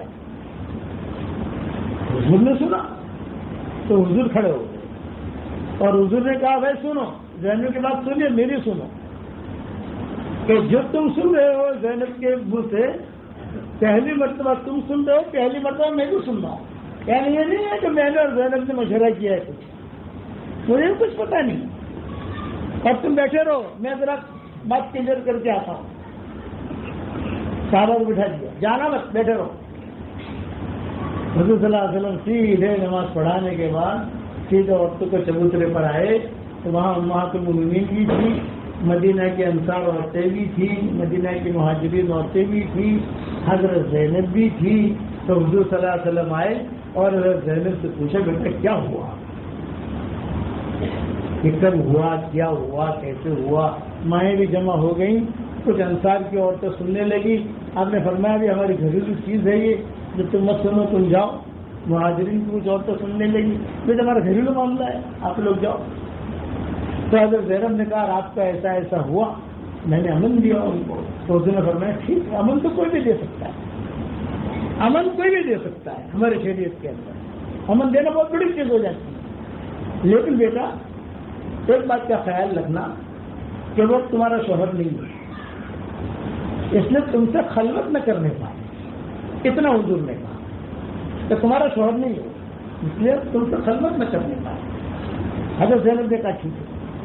اب حضور صلی اللہ علیہ وسلم تشریف لائے، صحابہ کے سامنے کہا بھی ایسا ایسا معاملہ ہے، میں نے زینب سے کہہ دیا ہے، اور حضور صلی اللہ علیہ وسلم نے زینب سے پوچھا کہ وہ کہاں سوئے ہیں، تو زینب نے اشارہ کیا وہ سوئے ہیں کونے میں کسی جگہ، رات کے تھکے ہوئے تھے، امن مل گیا، اب تھوڑا سا فجر پیٹ پہ پڑ گئی۔ حضور کی بہت خدمت کی تھی ابو العاص بن ربیعہ، جب آپ شہر ابی طالب میں تھے تو پورے مکہ والے جب سو جاتے تھے تب یہ حضور کے لیے کھجوریں کھانا اوپر سے پھینکتے تھے. اس پر حضور کہتے تھے داماد ہو تو ایسا. اس سے ہماری بہت خدمت کی. وہاں کہتے تھے مکہ. اب تو حالات بدل گئے. وہ مشرک ہیں، یہ مسلمان ہیں اور اولاد بھی ہو گئی تھی ان کی. حضور صلی اللہ علیہ وسلم نے جگایا. جو بیٹھے تھوڑے شرمندہ ہوئے. آپ نے فرمایا شرمندہ مت ہو، تم مامون ہو، تمہیں کوئی مارے گئے. زینب نے امن دیا، ہم نے امن دیا. اب بالکل فکر نہ کرو.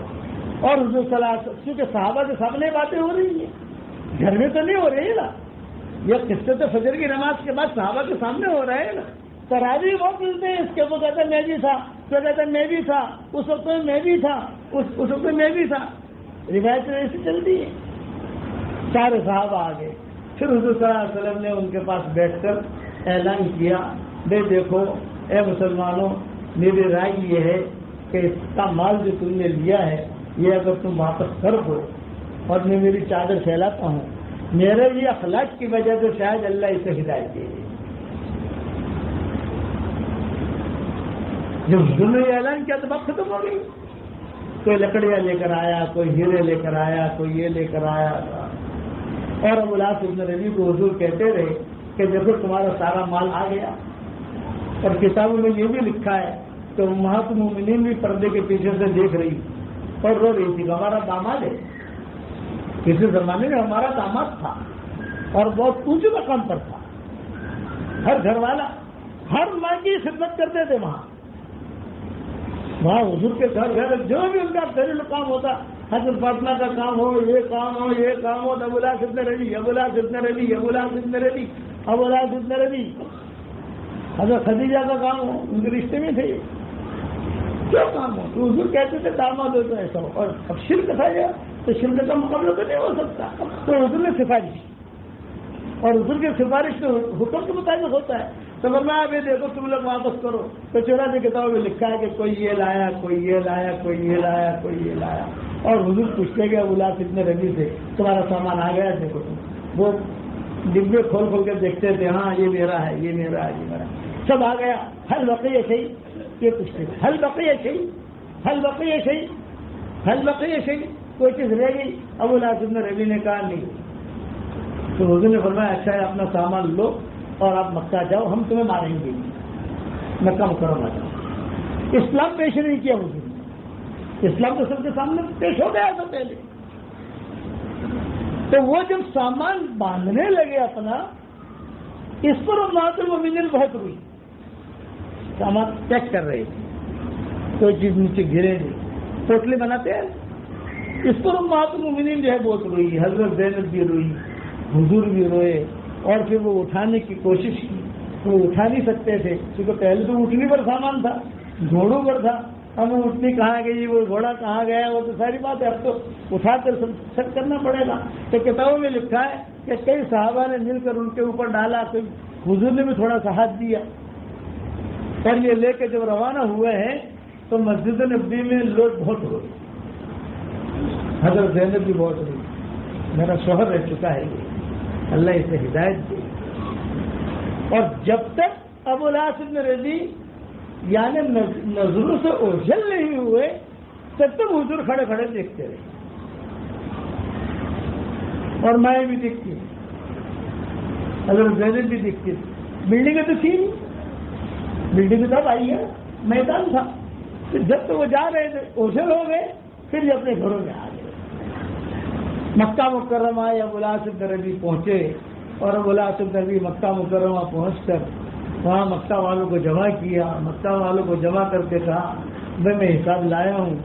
سب کو حساب کتاب سب کو دیا. اور پھر 3 دن مکہ میں قیام کیا. اور گھر گھر جا کر کہتے تھے کہ کسی کا کوئی بھی چیز رہ گئی ہو مجھ سے لے لو.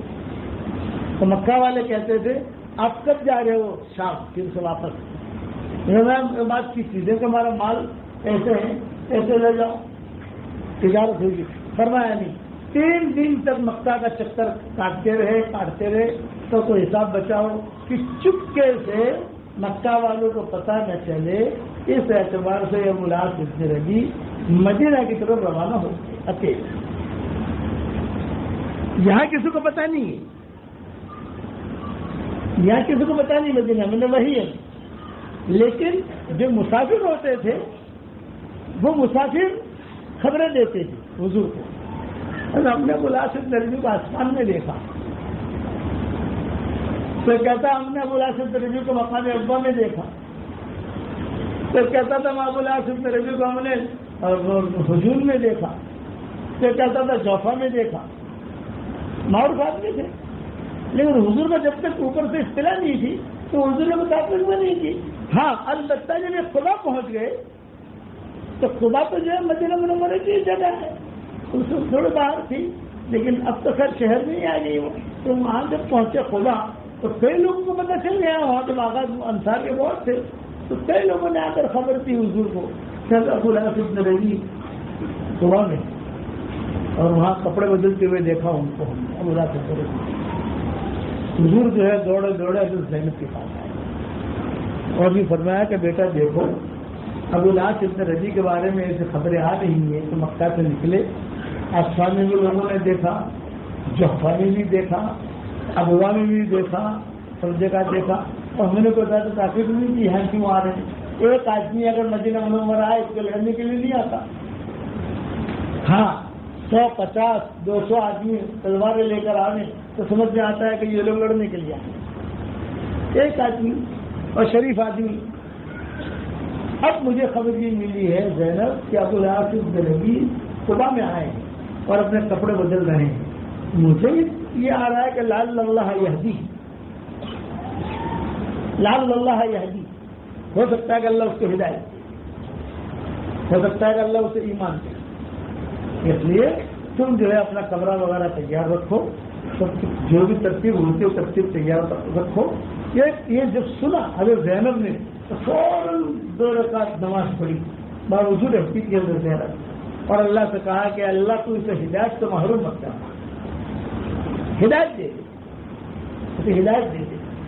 اب جو ہے کچھ گھنٹوں کے بعد ابو العاص ابن ربی مسجد نبوی میں آئے. جب مسجد نبوی میں آئے تو لوگوں نے کہا جا ابو العاص ابن ربی، جا ابو العاص ابن ربی، جا ابو العاص ابن ربی. دیکھو پہلی میٹر اور تھی اور اب میٹر اور ہے.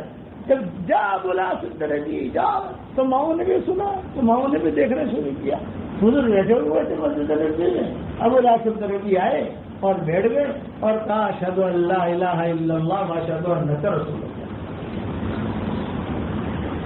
اس پر حضرت زینب کی ہچکیاں بن گئی، مجنون کا خواب پورا ہو گیا. حضور نے کہا ہنی اللہ، ہنی اللہ، تیرے لیے خوشخبری ہے. اور حضور نے اپنا ہاتھ پکڑا، ان کا ہاتھ پکڑا اور ہاتھ پکڑ کر سیدھے حضرت زینب کے کمرے میں لائے اور کہا بیٹا یہ تیرا شوہر ہے اور ابو العاص یہ تیری بیوی ہے، میاں بیوی کی طرح زندگی گزار. یہ حضرت زینب کی سمجھداری. اس لیے میں کہتا ہوں کہ زینب نبی عورتیں بہت سمجھدار ہو. پھر ان کی زندگی گزری، پھر کیسے انتقال ہوا، کہاں شہید ہوئے، کہاں دفن ہوئے، وہ لمبی تفصیل ہے. 7:30 تو ویسے ہی بج گئے اور ہمارے پھر بھی سفر ہیں. میں تو صرف اتنا کہتا ہوں اللہ تعالیٰ سے اپنا معاملہ کلیئر رکھو. عالم اللہ فی قلوبکم خیرا یؤتکم خیرا. برا مت ماننا. آج ہمارے دل میلے ہیں اس لیے اللہ کی مدد ہمارے ساتھ نہیں ہے. تقریر بہت اچھی کریں گے. آج ہم مسلمان ہیں، مومن نہیں ہیں. مسلمان موروثی مسلمان، باپ مسلمان تھا، دادا مسلمان تھا، پردادا مسلمان تھا. قالت الاعراب آمنا قل لم تؤمنوا ولكن قولوا اسلمنا. آج ہم مومن نہیں. مومن تو وہ ہے کہ جس کے دل میں پورا یقین ہے، جس کا دل پاک صاف ہو. حقیقی مومن وہ ہے. انما يتقبل الله من المتقين. اسی لیے کہتے ہیں کہ دیکھو جب تک ہمارے دل پاک صاف نہیں ہوں گے اللہ ہمارے ساتھ نہیں آئے. ساری دنیا میں حالات ہے کہ نہیں ہے؟ ہر گھر میں حال ہے کہ نہیں ہے؟ ادھر ادھر کی بات نہ کر، مجھے یہ بتا کہ قافلہ کیوں لوٹا، مجھے رہزن سے گلا نہیں، کیونکہ رہبری کا سوال ہے۔ کس کی جستجو آوارہ رکھتی ہے تجھے، راہ بھی تو، رہبر بھی تو، رہرو بھی تو، منزل بھی تو۔ فاسقوں کو شراب نے مارا، عاشقوں کو شباب نے مارا، منشیوں کو حساب نے مارا، عالموں کو کتاب نے مارا، جو اب تک جو ہم بچے ہوئے تھے ہمیں روٹی کباب نے مارا۔ آج اس میں ختم ہو گیا، ہماری ساری نسل ختم ہو گئی۔ کہنے میں کیا کہ مسلمان، یہ ٹھیک ہے، اللہ کی مدد مومن کے ساتھ آتی ہے، مسلمان کے ساتھ نہیں آتی۔ اسی لیے بار بار کہتے ہیں ولا تہینوا ولا تحزنوا وانتم الاعلون ان کنتم مؤمنین۔ اس لیے اپنا ایمان مضبوط ہونا، اور ایمان مضبوط بنے گا دل کی صفائی کے ساتھ، قلب سلیم، قلب سقیم۔ یاد رکھنا، روزانہ اللہ تعالیٰ سے دعا مانگو، اے اللہ تو ہمیں قلب سلیم عطا فرما، قلب سلیم عطا فرما، قلب سلیم عطا فرما۔ یہ مانگنے کی ضرورت ہے۔ قلب سلیم ملے گا تو سارے کام بنیں گے ہمارے۔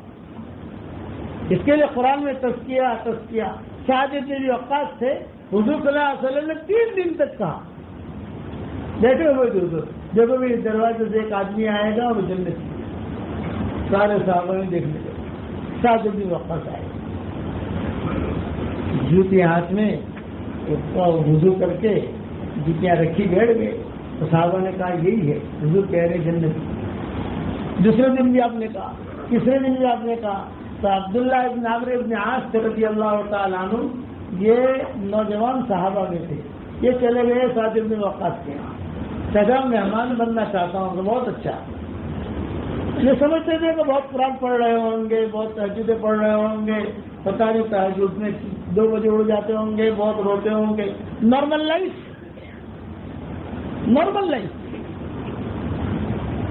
صبح شادی سے آدھا گھنٹہ پہلے اٹھتے تھے، 2 رکعت نفلیں پڑھتے تھے، دعا مانگتے تھے، قرآن پڑھتے تھے، پھر مسجد میں آ جاتے تھے۔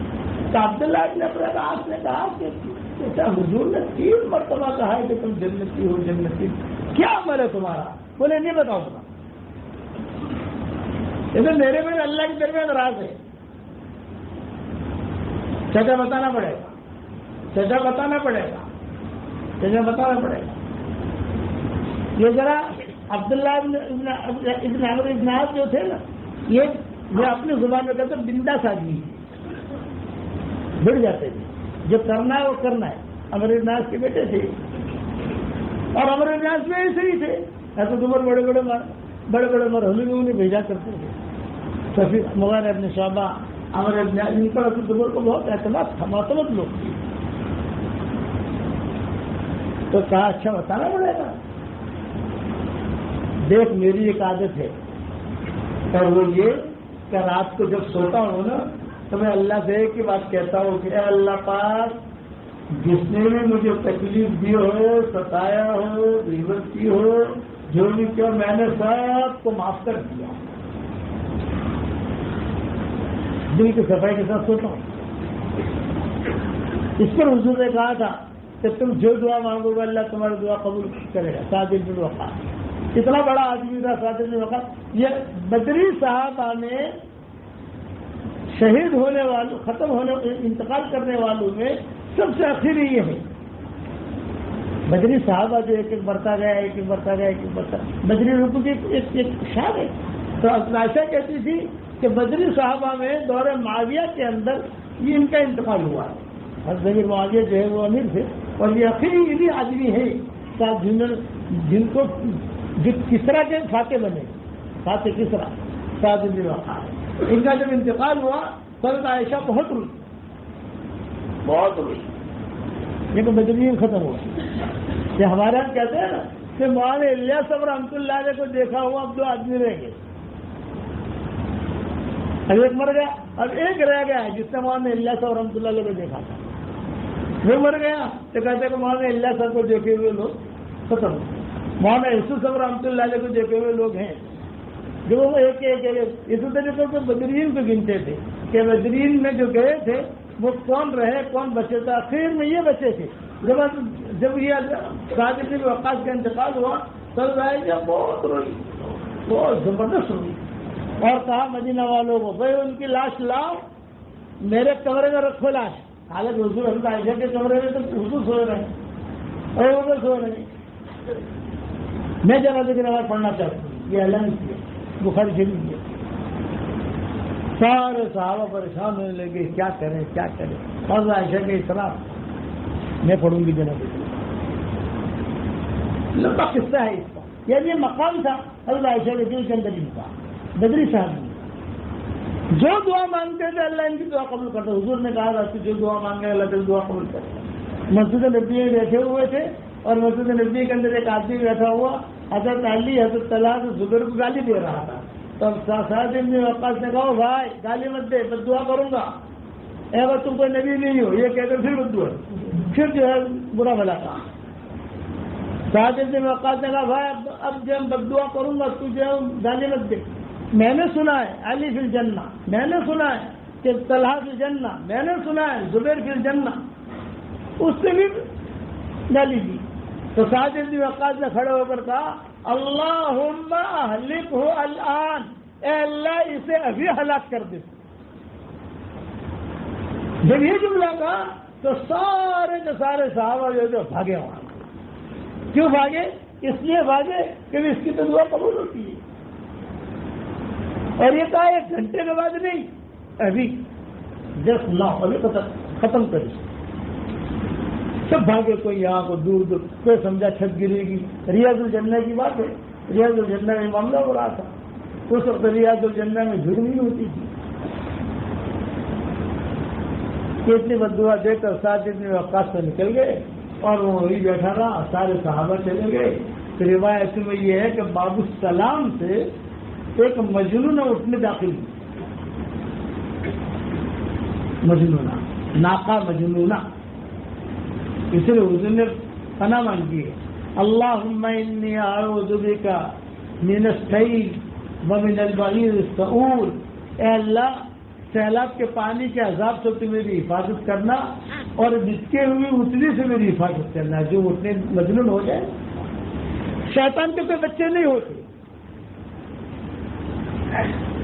شیطان کے بچے وہ ان کے آپس میں ہوتے ہیں، لیکن کچھ بچے ایسے جو ہم دیکھتے ہیں یہ مجنون اٹھنے کی ہوتی ہے، شیطان کا بچہ ہوتا ہے، حدیثوں میں آتا ہے، یعنی شیطان جیسے حرکت کرتے جو اٹھنی مجنون ہو جائے نا، شیطان جیسے ادھر ادھر یہ توڑے یہ توڑے یہ توڑے۔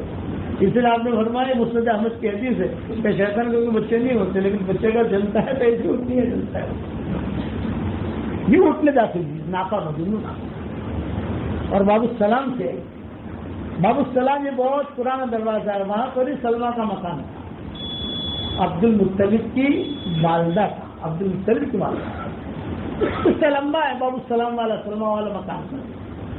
تو وہاں سے آئی اور داخل ہوئی اور سیدھا اس آدمی کے پاس گئی جو تھا جس نے گالیاں دی تھی، اور اس کا سر پکڑا اور سر پکڑ کر ایسا بھائی ریاض الجنہ میں ایسا پٹکا جیسے دھوبی گھاٹ پر دھوبی کپڑے دھوتے ہیں نا ویسا پٹکا، وہی مر گیا وہ آدمی۔ ایسی دعا ان کی قبول ہوتی، لیکن جب جمل سفین کا معاملہ ہوا، دلوں میں باتیں آئیں، تو یہی سعد بن وقاص سے بیت اللہ کا پردہ پکڑ کے دعا کرتے تھے کہ اللہ بہت ہو گیا، ایک طرف سے 60,000 صحابہ شہید ہو گئے، ایک طرف سے 40,000 صحابہ شہید ہو گئے، اے اللہ مدد کر۔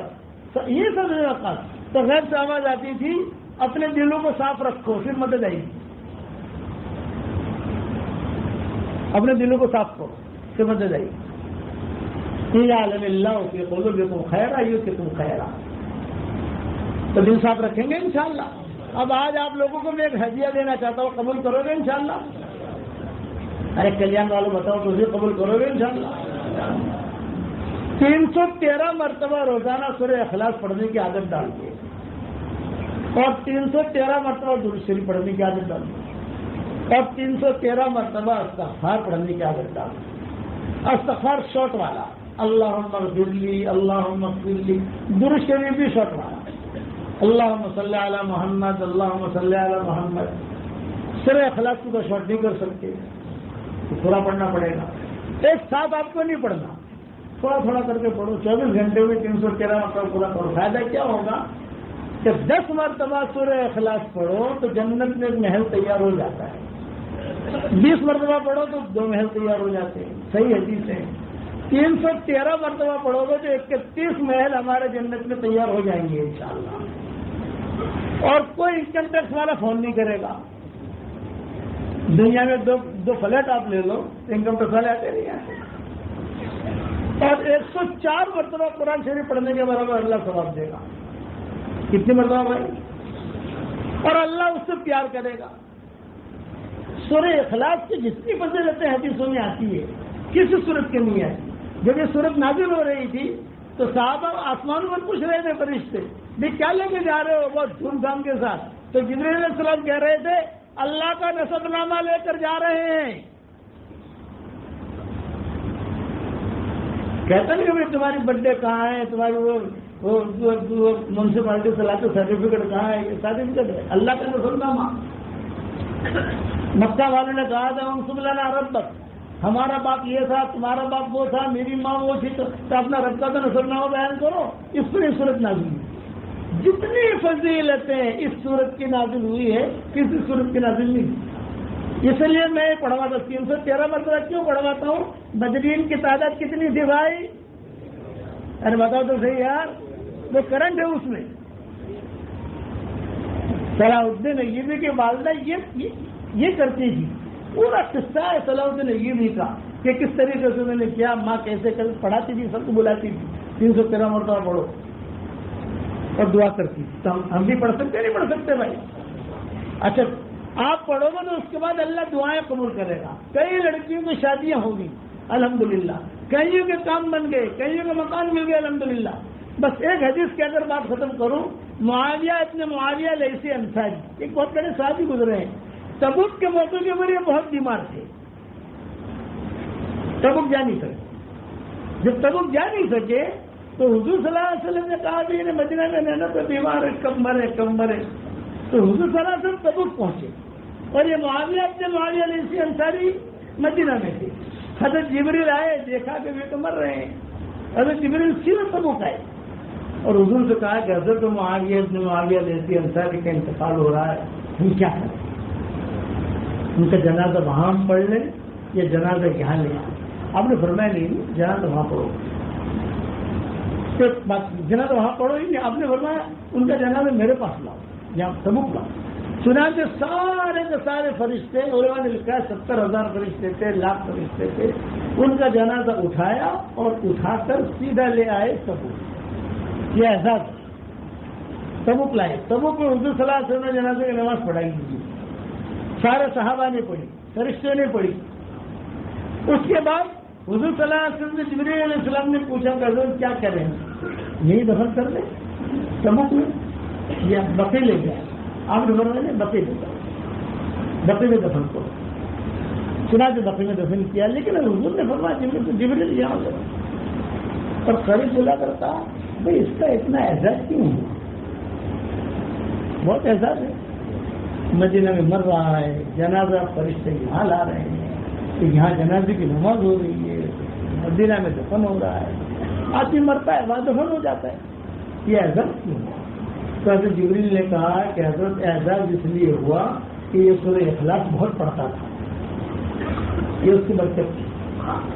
سورہ اخلاص بہت پڑھتا تھا.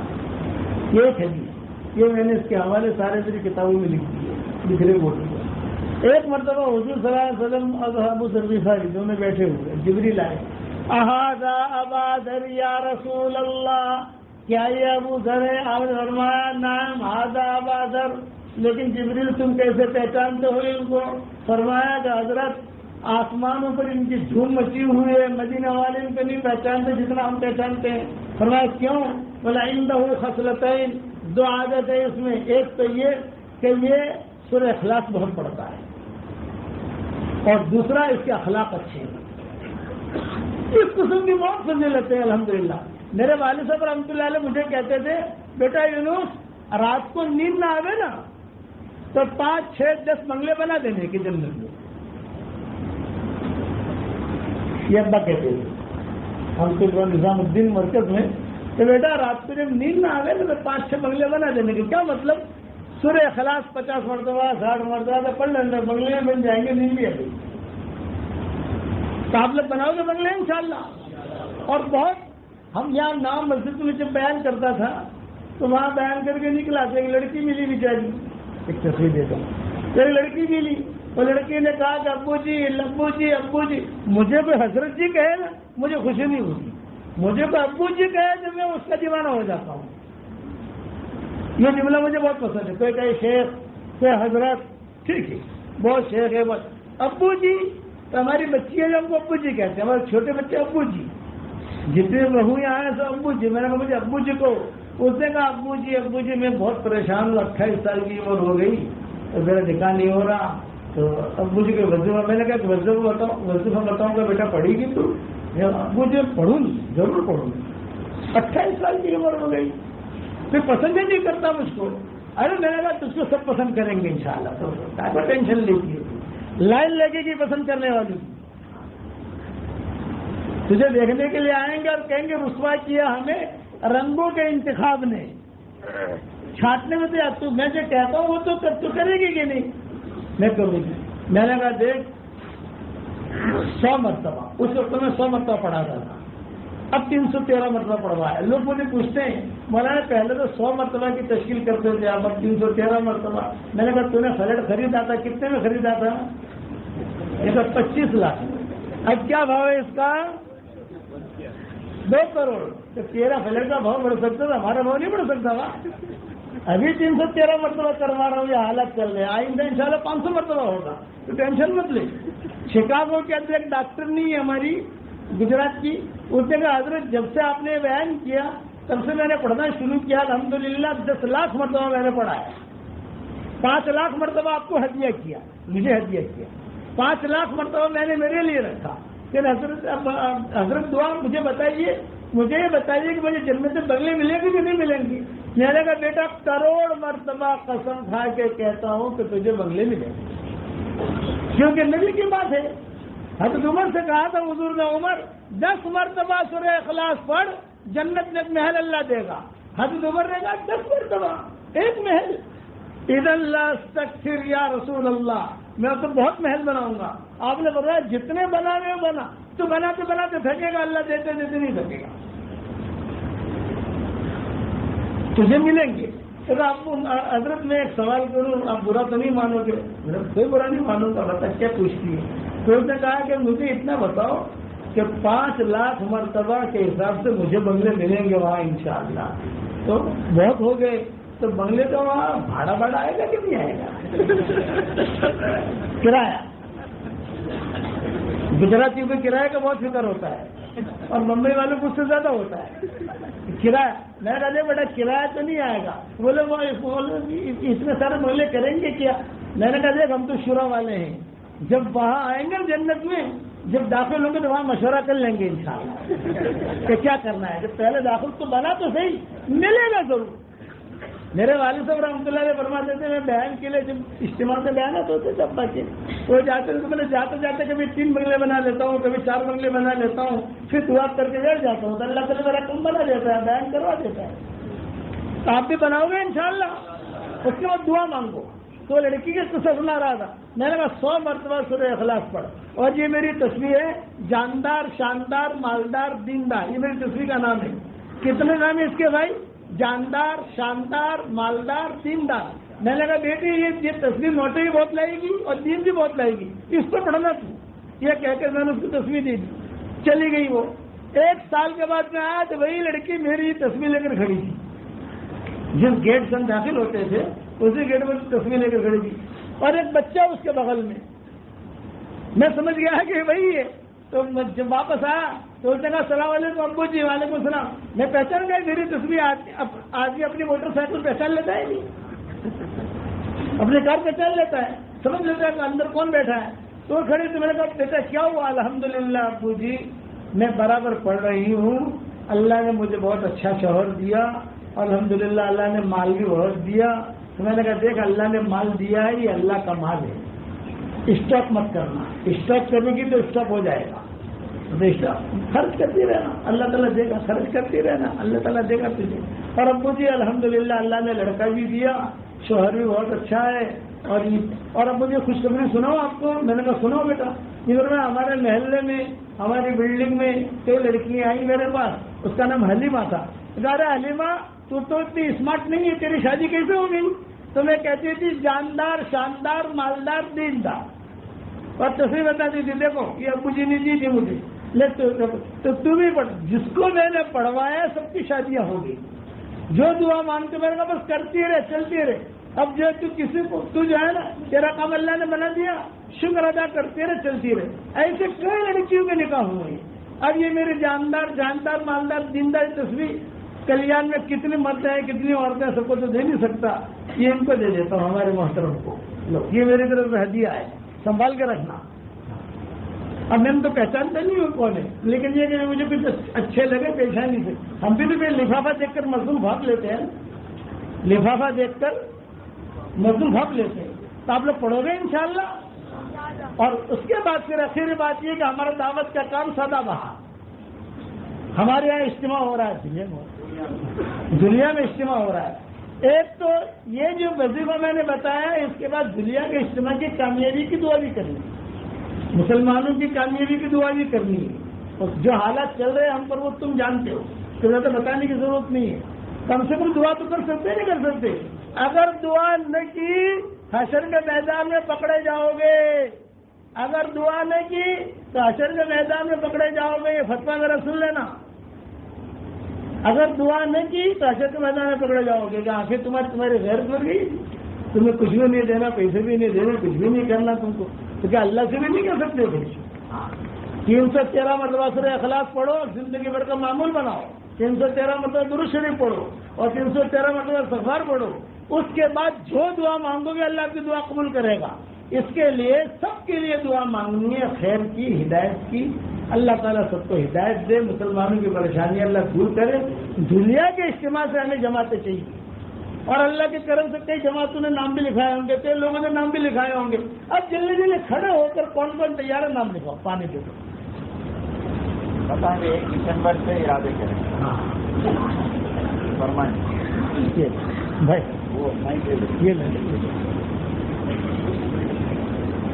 فرمائیں 1 دسمبر سے ارادے کریں۔ ماشاء اللہ۔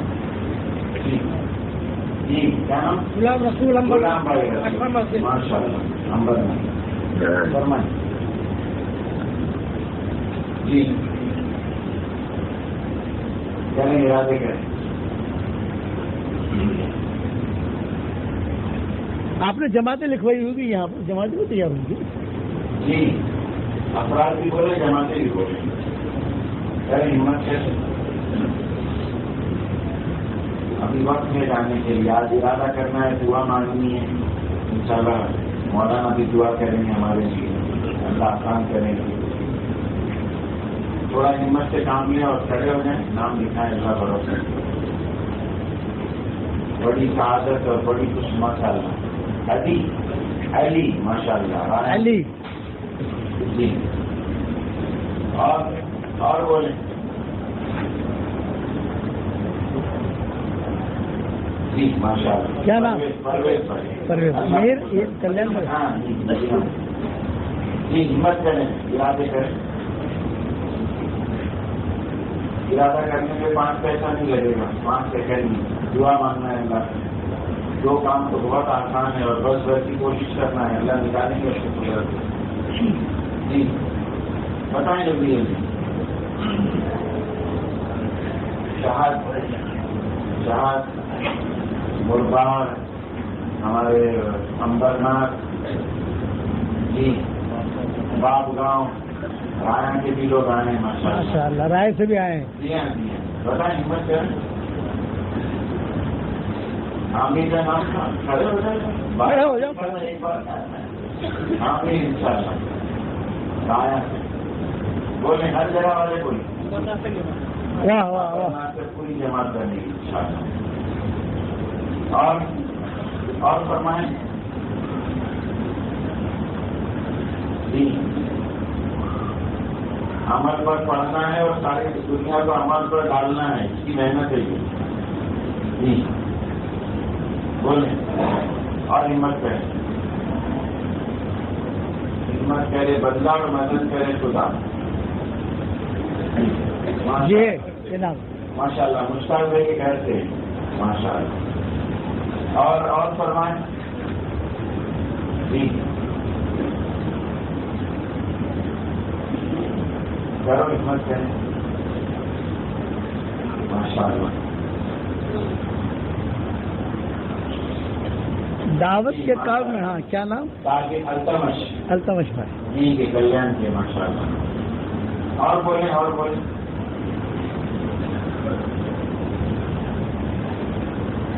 جی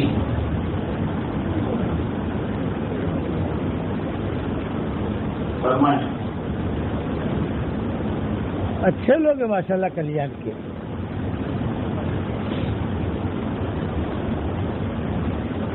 آزائن کرا دو عبداللہ. جی ماشاء اللہ ادھر کھڑے ہو. ہاں یہ کیا نام؟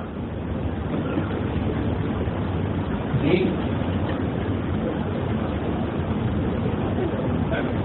اچھا ارادہ تو کرتے ہیں سر 4 مہینہ ایک بار اللہ کرے اچھے سے لگ جائے ہمارا سکھاتے ہوئے لگائیں گے. مطلب وہاں پر لگائے گا 4 مہینے. واہ واہ واہ. نام لکھا کے بھی دعا کریں گے، سب کا لکھ دینا کریں گے بھی کوشش سر.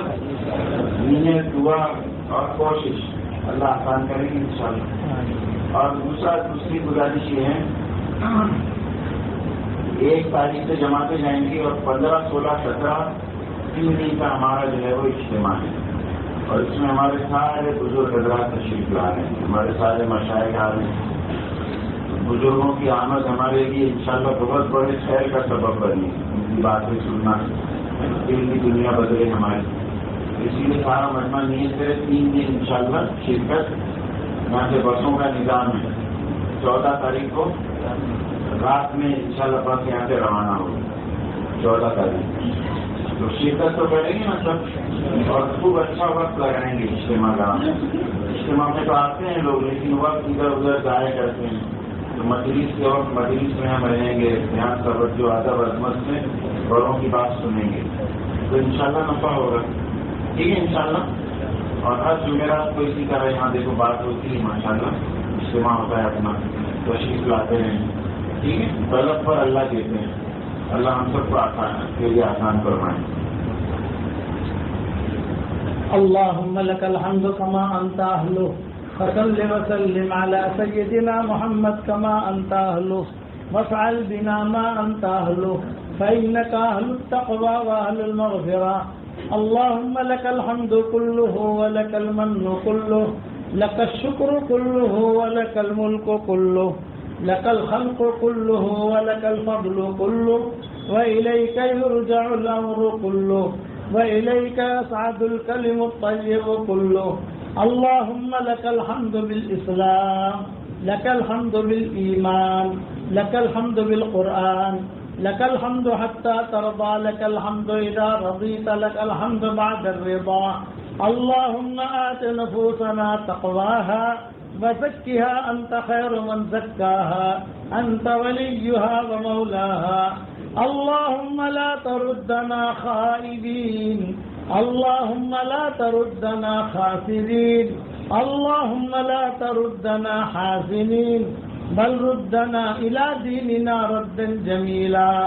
اللهم الطف بنا في تيسير كل عسير فإن تيسير كل عسير عليك يسير.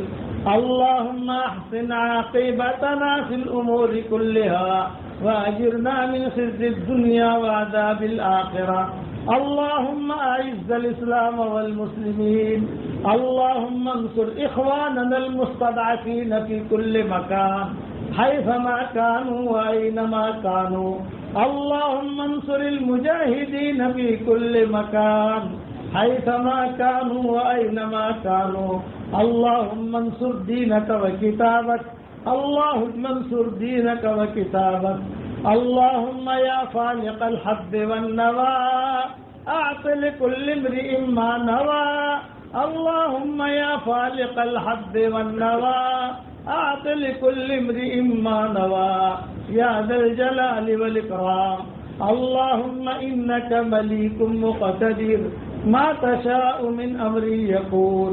اے اللہ ہمارے گناہوں کو معاف فرما، اے اللہ ہماری خطاؤں سے درگزر فرما، اے اللہ ہم اقراری مجرم ہیں، ہمیں ہمارے جرموں پر اقرار ہے. ہم جیسا گنہگار نہ کسی نے دیکھا، نہ تیری زمین نے دیکھا، نہ تیرے آسمان نے دیکھا، نہ ہل اور حرم نے دیکھا، نہ فرشتوں نے دیکھا، اور ہم نے تجھ جیسا کریم آقا بھی نہیں دیکھا ہے. ہم گناہ کرتے رہے تو ہمیں روزے دیتا رہا، ہم گناہ کرتے رہے تو ہمیں مال و منال دیتا رہا، ہم گناہ کرتے رہے تو ہمیں مسجد میں آنے کی توفیق دیتا رہا. ایک کرم اور فرما دے، جتنا مجمع آمین کہہ رہا ہے یہ ہماری اس دعا پر دنیا میں جہاں کہیں آمین کہی جائے، مائیں بہنیں آمین کہہ رہی ہیں، بیٹیاں آمین کہہ رہی ہیں، بہویں آمین کہہ رہی ہیں، بچیاں آمین کہہ رہی ہیں، بھائی آمین کہہ رہے ہیں. ہم سب کی قیامت تک کے آنے والی نسلوں کو حضور صلی اللہ علیہ وسلم کے ساتھ جنت الفردوس میں جمع فرما دے. اے اللہ ہم سب کو تیرے نبی کے پڑوس میں جمع فرما دے. اچانک کا خیر ہمیں نصیب فرما، اچانک کے شر سے تو ہماری حفاظت فرما، ہمارا کھویا ہوا دین ہمیں واپس دے دے. اے اللہ مسلمان ساری دنیا میں پریشان ہیں، جہاں جہاں یہ امت پریشان ہے اس کی پریشانیوں کو دور فرما. اے اللہ یہ تیرے محبوب کے بھائی بہن ہیں، ہم نے حدیثوں میں پڑھا ہے جتنے بھی مرد اور عورتیں ہیں مسلمان یہ حضور کے بھائی بہن ہیں. آج تیرے نبی کے بھائی بہن بہت پریشان ہیں، ان کی پریشانیوں کو تو دور فرما. بچے شہید ہو رہے ہیں، عورتیں شہید ہو رہی ہیں، جوان شہید ہو رہے ہیں. ہمارے پاس تیرے دروازے کے علاوہ کوئی دروازہ نہیں ہے. اغلقت جمیع الابواب الا بابک، سارے دروازے بند ہو چکے ہیں، صرف تیرا دروازہ کھلا ہوا ہے. اے خوبصورت پردے والے، اے خوبصورت چادر والے، ہمارے عیبوں پر پردے ڈال دے، مصطفی الاخیار میں شامل فرما، بھلے بندے بندیوں میں شامل فرما. اچانک کا خیر ہمیں نصیب فرما، اچانک کے شر سے تو ہماری حفاظت فرما. اے اللہ میری تشکیل پر جو روزانہ 313 مرتبہ سورہ اخلاص پڑھے اور 313 مرتبہ درود شریف پڑھے اور 313 مرتبہ استغفار پڑھے، اے اللہ اس کی ساری دعاؤں کو قبول فرما، اس کی ساری حاجتوں کو تو غیب سے پورا فرما اور اس کی ساری پریشانیوں کو تو دور فرما. اے مولا کریم ہمارے شکیل بھائی یہاں تھے، وہ اگر زندہ ہوتے اس مجلس میں ضرور ہوتے. اے اللہ وہ دنیا سے رخصت ہو گئے ہیں. اے اللہ بہت اچھا ہمارا ساتھی تھا، بہت خوش مزاج ساتھی تھا، بہت محنت کی، بہت جھیلا، بہت برداشت کیا اور چلتے رہے. اے اللہ ان کی قبر کو تو نور سے منور فرما، ان کے درجات کو بلند فرما، کربتون آرات نصیب فرما، ان کی ہڈی ہڈی کو جنت نصیب فرما. پیچھے رہنے والوں میں تو ان کا ساتھی ہو جا، ان کی اولاد کو ان کی کام کرنے کے توفیق عطا فرما، ان کے بیوی بچوں کو تو قبول فرما. اے اللہ جس نے بھی مجھے دعاؤں کے لیے کہا ہو، دعاؤں کے لیے خطوط میں لکھا ہو، جن کا ہم پر کسی قسم کا حق اور احسان ہو یا جو ہمیں اپنی دعاؤں میں یاد کرتے رہتے ہوں، میری ساری دعاؤں میں ان کا پورا پورا حصہ نصیب فرما. اے اللہ جس کرم سے آپ نے ہمیں کلیان کی اس مسجد میں جمع کیا ہے، تیرے اسی کرم سے جنت الفردوس میں تو ہم سب کو جمع فرما دے. اے اللہ ہمیں مانگنا نہیں آتا مگر تجھے دینا تو آتا ہے، اپنے کرم سے عطا فرما، اپنے فضل سے عطا فرما. اے اللہ جس کے لڑکے اور لڑکیاں شادی کے لائق ہیں، غیر شادی شدہ ہیں، بہترین جوڑوں کا ان کے لیے انتظام فرما. جو بھی اولاد ہے نیک صالح اولاد انہیں نصیب فرما. جن کے اولاد تحت اگر نافرمان ہیں ان کے نافرمان اولاد کو فرما بردار بنا دے. اے وہ پاک ذات ہماری آنکھیں تجھے نہیں دیکھ سکتی، تیری آنکھ ہر وقت ہمیں دیکھتی ہے. اے اللہ اگر یہ کلیان کا مجمع مردوں اور عورتوں کا تجھے دیکھ لیتا، جب تک تو راضی نہ ہوتا یہ مجمع تجھے نہ چھوڑتا. کوئی تیرا ہاتھ پکڑ لیتا، کوئی تیرے انگلیاں پکڑ لیتا، لیکن ہم تجھے نہیں دیکھ سکتے. اے اللہ ہمیں ہدایت کی چادر اڑا دے، ہمیں عافیت کا لباس پہنا دے، ہمیں عافیت کا لباس پہنا دے. ہمیں زہد کا لباس پہنا دے، ہمیں تقوی کا لباس پہنا دے، امت کی اجتماعی اور انفرادی پریشانیوں کو دور فرما دے۔ اے اللہ، اگر آپ نے ہمارا نام سعید اور نیک بختوں میں لکھا ہو تو ہمارا نام انہیں میں لکھے رکھیے، اور اگر آپ نے ہمارا نام شقی اور بدبختوں میں لکھا ہو تو ہمارا نام ان کی فہرست سے مٹا دینا، اور نیک لوگوں کے فہرست میں ہمارا نام لکھ لینا۔ لکھنا بھی آپ کا کام ہے، مٹانا بھی آپ کا کام ہے، لوح قلم بھی آپ کے پاس ہے۔ اے اللہ، جس کے دل میں جو جائز مراد ہو، عافیت سے ان کے جائز مرادوں کو پوری فرما کر اس میں خیر کی شکلیں اور صورتیں پیدا فرما۔ اے اللہ، رسول اللہ صلی اللہ علیہ وسلم پر بہترین رحمتیں نازل فرما۔ جب تک ہوائیں چلتی رہے آپ پر رحمتیں نازل فرما، جب تک سمندروں میں پانی باقی رہے آپ پر رحمتیں نازل فرما، جب تک بلبلیں چہچہاتی رہے آپ پر رحمتیں نازل فرما، جب تک جنت اور جہنم باقی رہے آپ پر رحمتیں نازل فرما، جب تک اے اللہ زمین دانہ اگاتی رہے آپ پر رحمتیں نازل فرما۔ اے اللہ، جب تک فرشتے باقی رہے آپ پر رحمتیں نازل فرما، اور تیری شان رحمتیں نازل فرما۔ اے اللہ، جو مانگا وہ عطا فرما، مانگنے سے رہ گیا وہ عطا فرما۔ وہ پانی جو بادلوں سے آتا ہے اس سے کھیتیاں ہری بھری ہوتی ہے، یہ پانی مرد مومن اور مومنہ عورتوں کے ہاتھوں سے نکل رہا ہے، تو اس سے اسلام کے بعد کو ہرا بھرا کر دے، اسلام کے بعد کو ہرا بھرا کر دے۔ ہمیں قلب سلیم عطا فرما، ہمیں قلب سلیم عطا فرما، ہمیں قلب سلیم عطا فرما، اور ہمارے دعوت کے کام کی تو حفاظت فرما، اور موت کے بعد کے ہلاکتوں سے تو ہماری حفاظت فرما۔ اے اللہ، جس کی جائز مرادیں ہو ان کے جائز مرادوں کو پوری فرما۔ اور آخر میں ایک دعا مانگتے ہیں کہ اللہ اس امت کو ظالم اور مظلوم بننے سے بچا لے، اس امت کو ظالم اور مظلوم بننے سے بچا لے، اور اپنے فرشتوں کے ذریعے سے تو ہماری مدد فرما، اور اپنے فضل و کرم سے ہماری دعاؤں کو قبول فرما۔ سبحان ربنا رب العزت عما یصفون وسلام علی المرسلین والحمد للہ رب العالمین۔ میں ایک اعلان سن لو، میں بیمار آدمی ہوں، سب سے مسافہ نہیں کر سکتا ہوں، میں آپ کو سلام کرتا ہوں، آپ سلام کا جواب دیجیے۔ السلام علیکم ورحمۃ اللہ وبرکاتہ۔